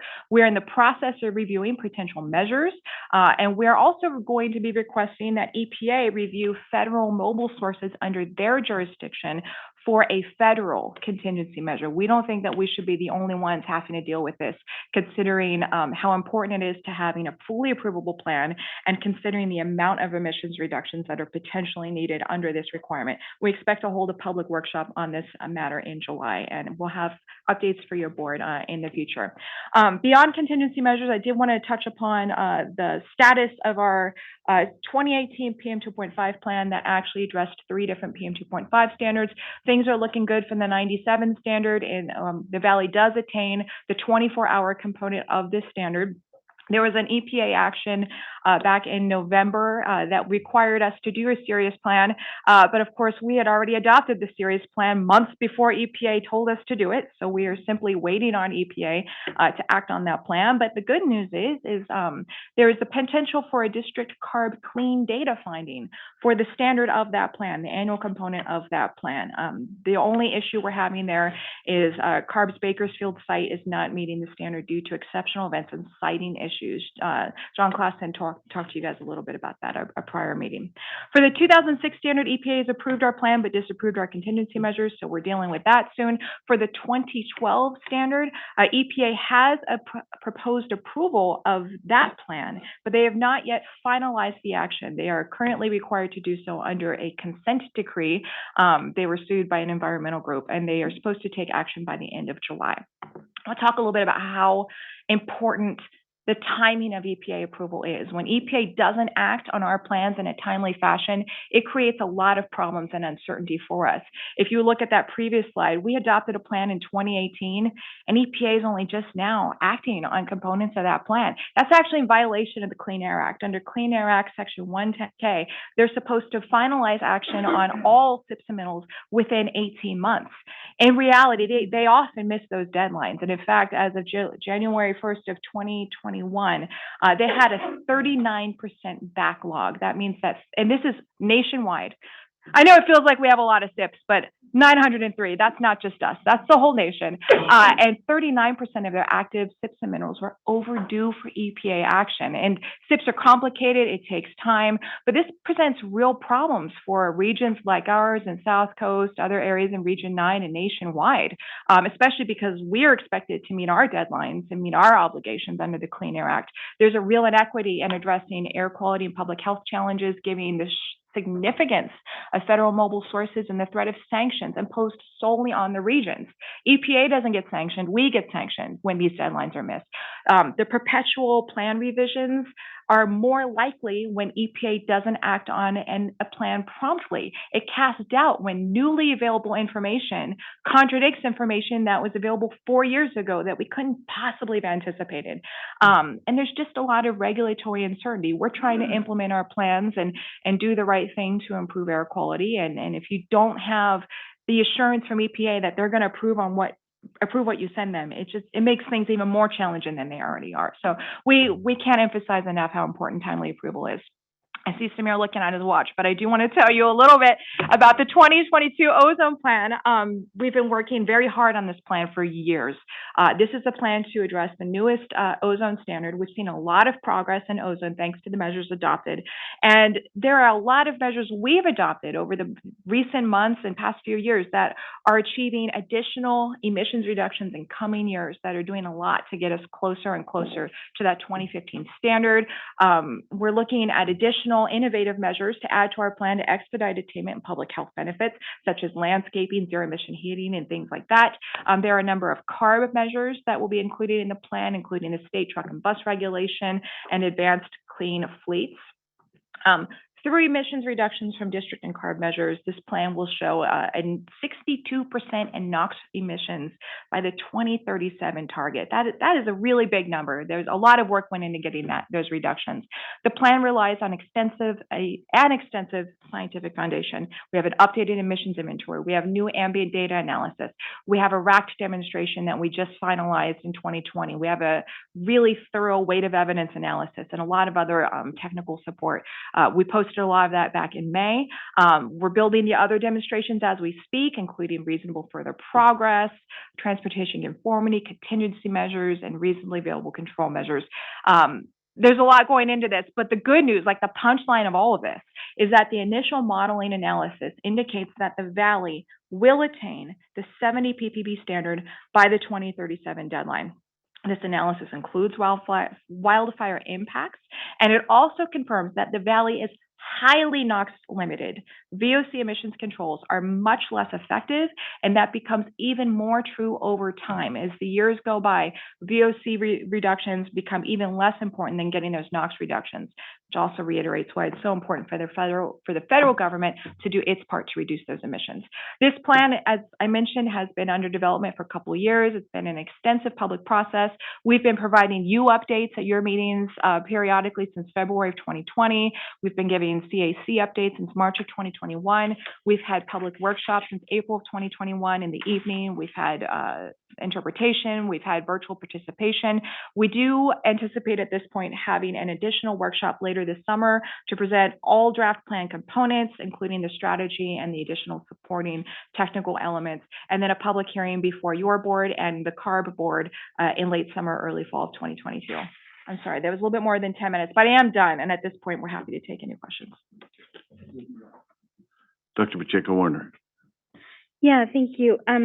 So just to clarify, because I haven't seen our ozone plan being portrayed as in non-attainment, but for us, when we think about that piece of and I think your slide points that very well in terms of what's actually has been in disapproval in terms of our PM and our 8-hour ozone. That's our contingencies. So in real effects of what we're committing to the public through our plan and the regulatory actions in our plan, we are meeting those things, but the contingency measures, which EPA has not actually defined for us yet, is what we are in disapproval of. Is that correct? That is correct. Thank you. Thank you. Supervisor Wheeler. Sorry, buddy. On page 19, 14, I'm sorry, last one was 19. It said that we put it in whenever our date was, and this what's happening now. It's that was it appealed, or is it just by the community, the environmental groups, or what was it that stopped them?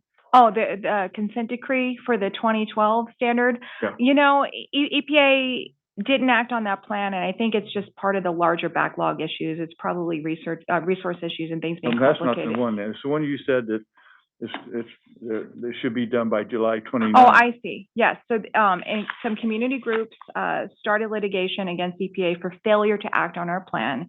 And so the consent decree only says that EPA has to finalize acting on our plan. It doesn't say anything about whether they need to approve or disapprove, just complete the action. And they're supposed to do so by July 29th of 2022. Saying that, so, you know, they stopped so many of these different kind of plans and programs, just like on the lawsuit against Yosemite, you know, the worst part of it is they represent the people that gets the most advantage out of these programs that we put in.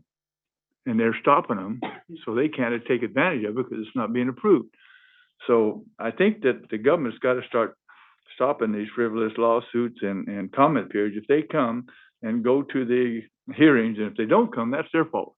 Everybody's notified. And if they come and make all their comments and then they stop it afterwards, it just sucks. It's just somebody's got to get off their stuff and start doing it, because they are making the people that need this kind of things suffer the most, and they're the ones to stop it. So, I see any more board comments? Anyone in the public?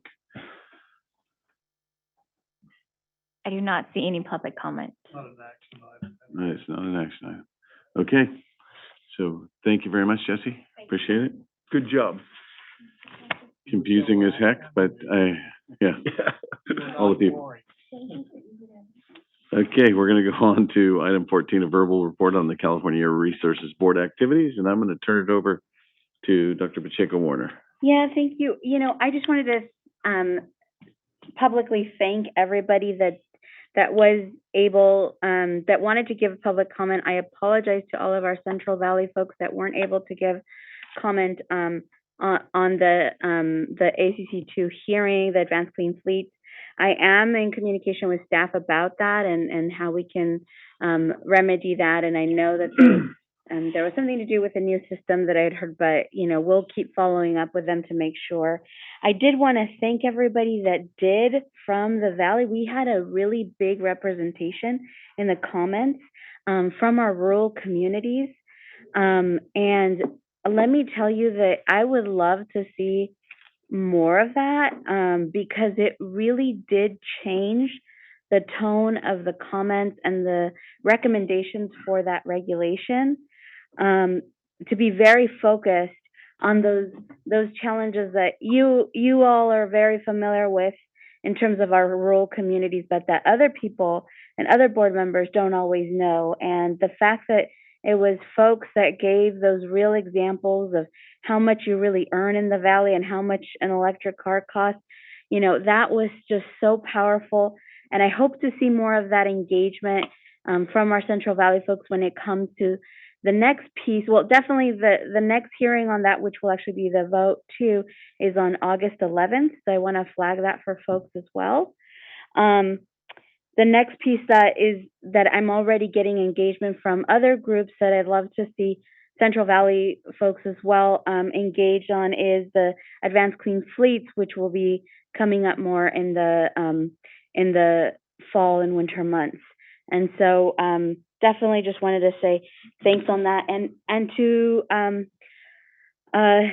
Board Member Fugazi's point earlier, I know she left the meeting, but around the battery life, part of this regulation is going to have a minimum requirement for battery life to address exactly the issue that she raised on the vehicle replacement aspect of the battery life. So part of the regulation is to have that minimum requirement so that we can know that, you know, whether you're buying the cheapest one or the luxury one, that there's a minimum battery life that really is going to meet more of the needs for folks.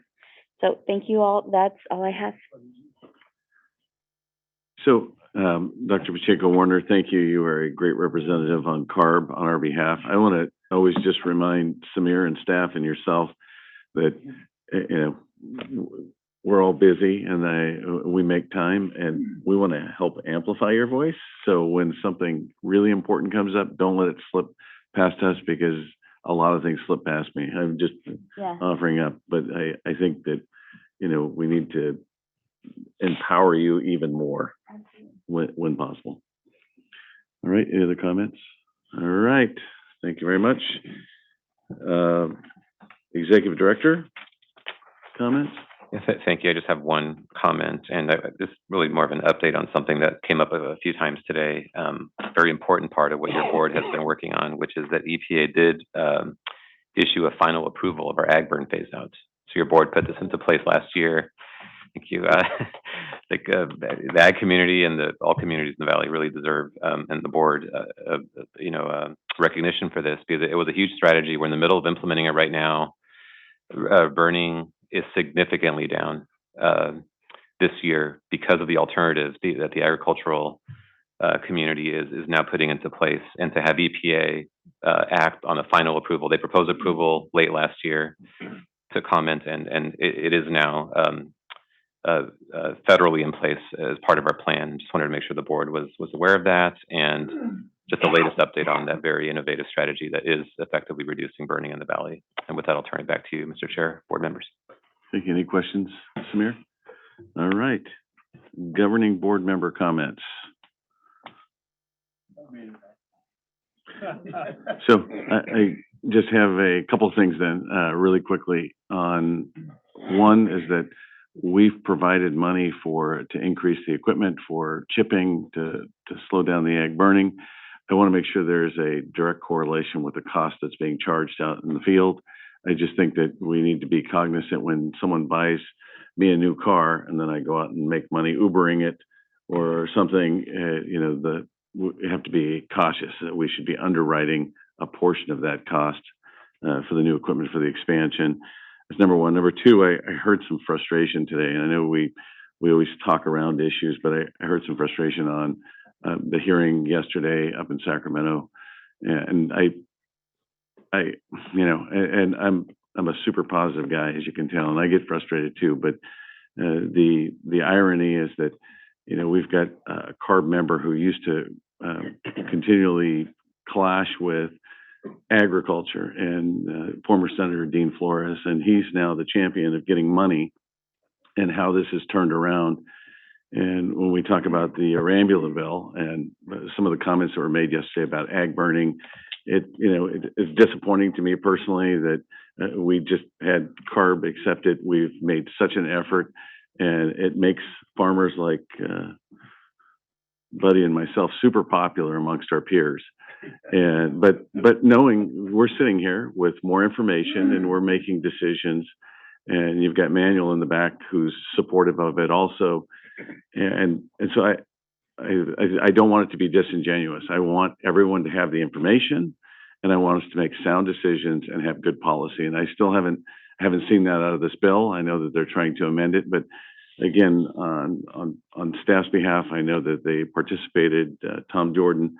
I just want to make sure all the information is out there. Again, no slanting of the facts. And we've made some what I consider brave decisions here, and I want to see that carry forward and that we continue. And I think, Doctor, you've been a great representative again. I hope that you have the opportunity to clear facts and give clear information, clear guidance.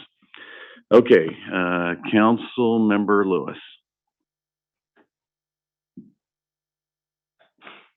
Thank you, Mr. Chairman. I just wanted to make an announcement that is unrelated to the Air Board, but just for our Valley to hear and know what's going on. This is the 120th anniversary year of the Federal Bureau of Reclamation. And this coming Friday, there will be an event at the Kennedy Hill adjacent to the B.F. Fiscal Dam, which is the same location that President John F. Kennedy broke ground 60 years ago, which was the building of the Los Banos Reservoir. So there's going to be some adjustment to that reservoir to raise it higher, to hold more water. And so the officials in our county are going to be, they are invited to attend this, and I'm looking forward to it. It's kind of exciting to know that this is going on in our community. Also, all cities have received notification from the League of Cities about the new edict, for lack of words, that the governor has come down with a 20% reduction of potable watering, especially if you haven't met your numbers.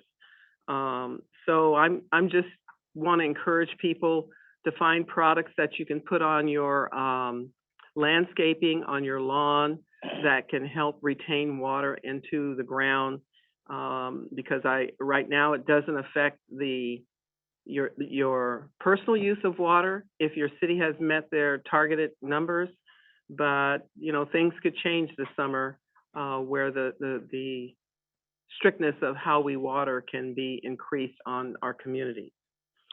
And also, I just wanted to say, Chairman Vito, I'm so sorry you're over there. I really miss you, and I only had one opportunity to sit in a meeting here with you. Last month, I had to attend the groundbreaking of our new police department in Los Banos. So congratulations, you did a wonderful job today. I just wish you were here in the Modesto office. So go North County area, and hats off to Vito. Thank you. Thank you. It was a lot of fun. Thank you for those comments. And I figured that the police chief, Turlock, stole their police chief. And I told Councilwoman Lewis that they get a new new police department and a new police chief. And I think they found a very apt one, very qualified. Thank you very much for the comments. Anything else? Okay, seeing nothing else for the good of the order, this meeting is adjourned.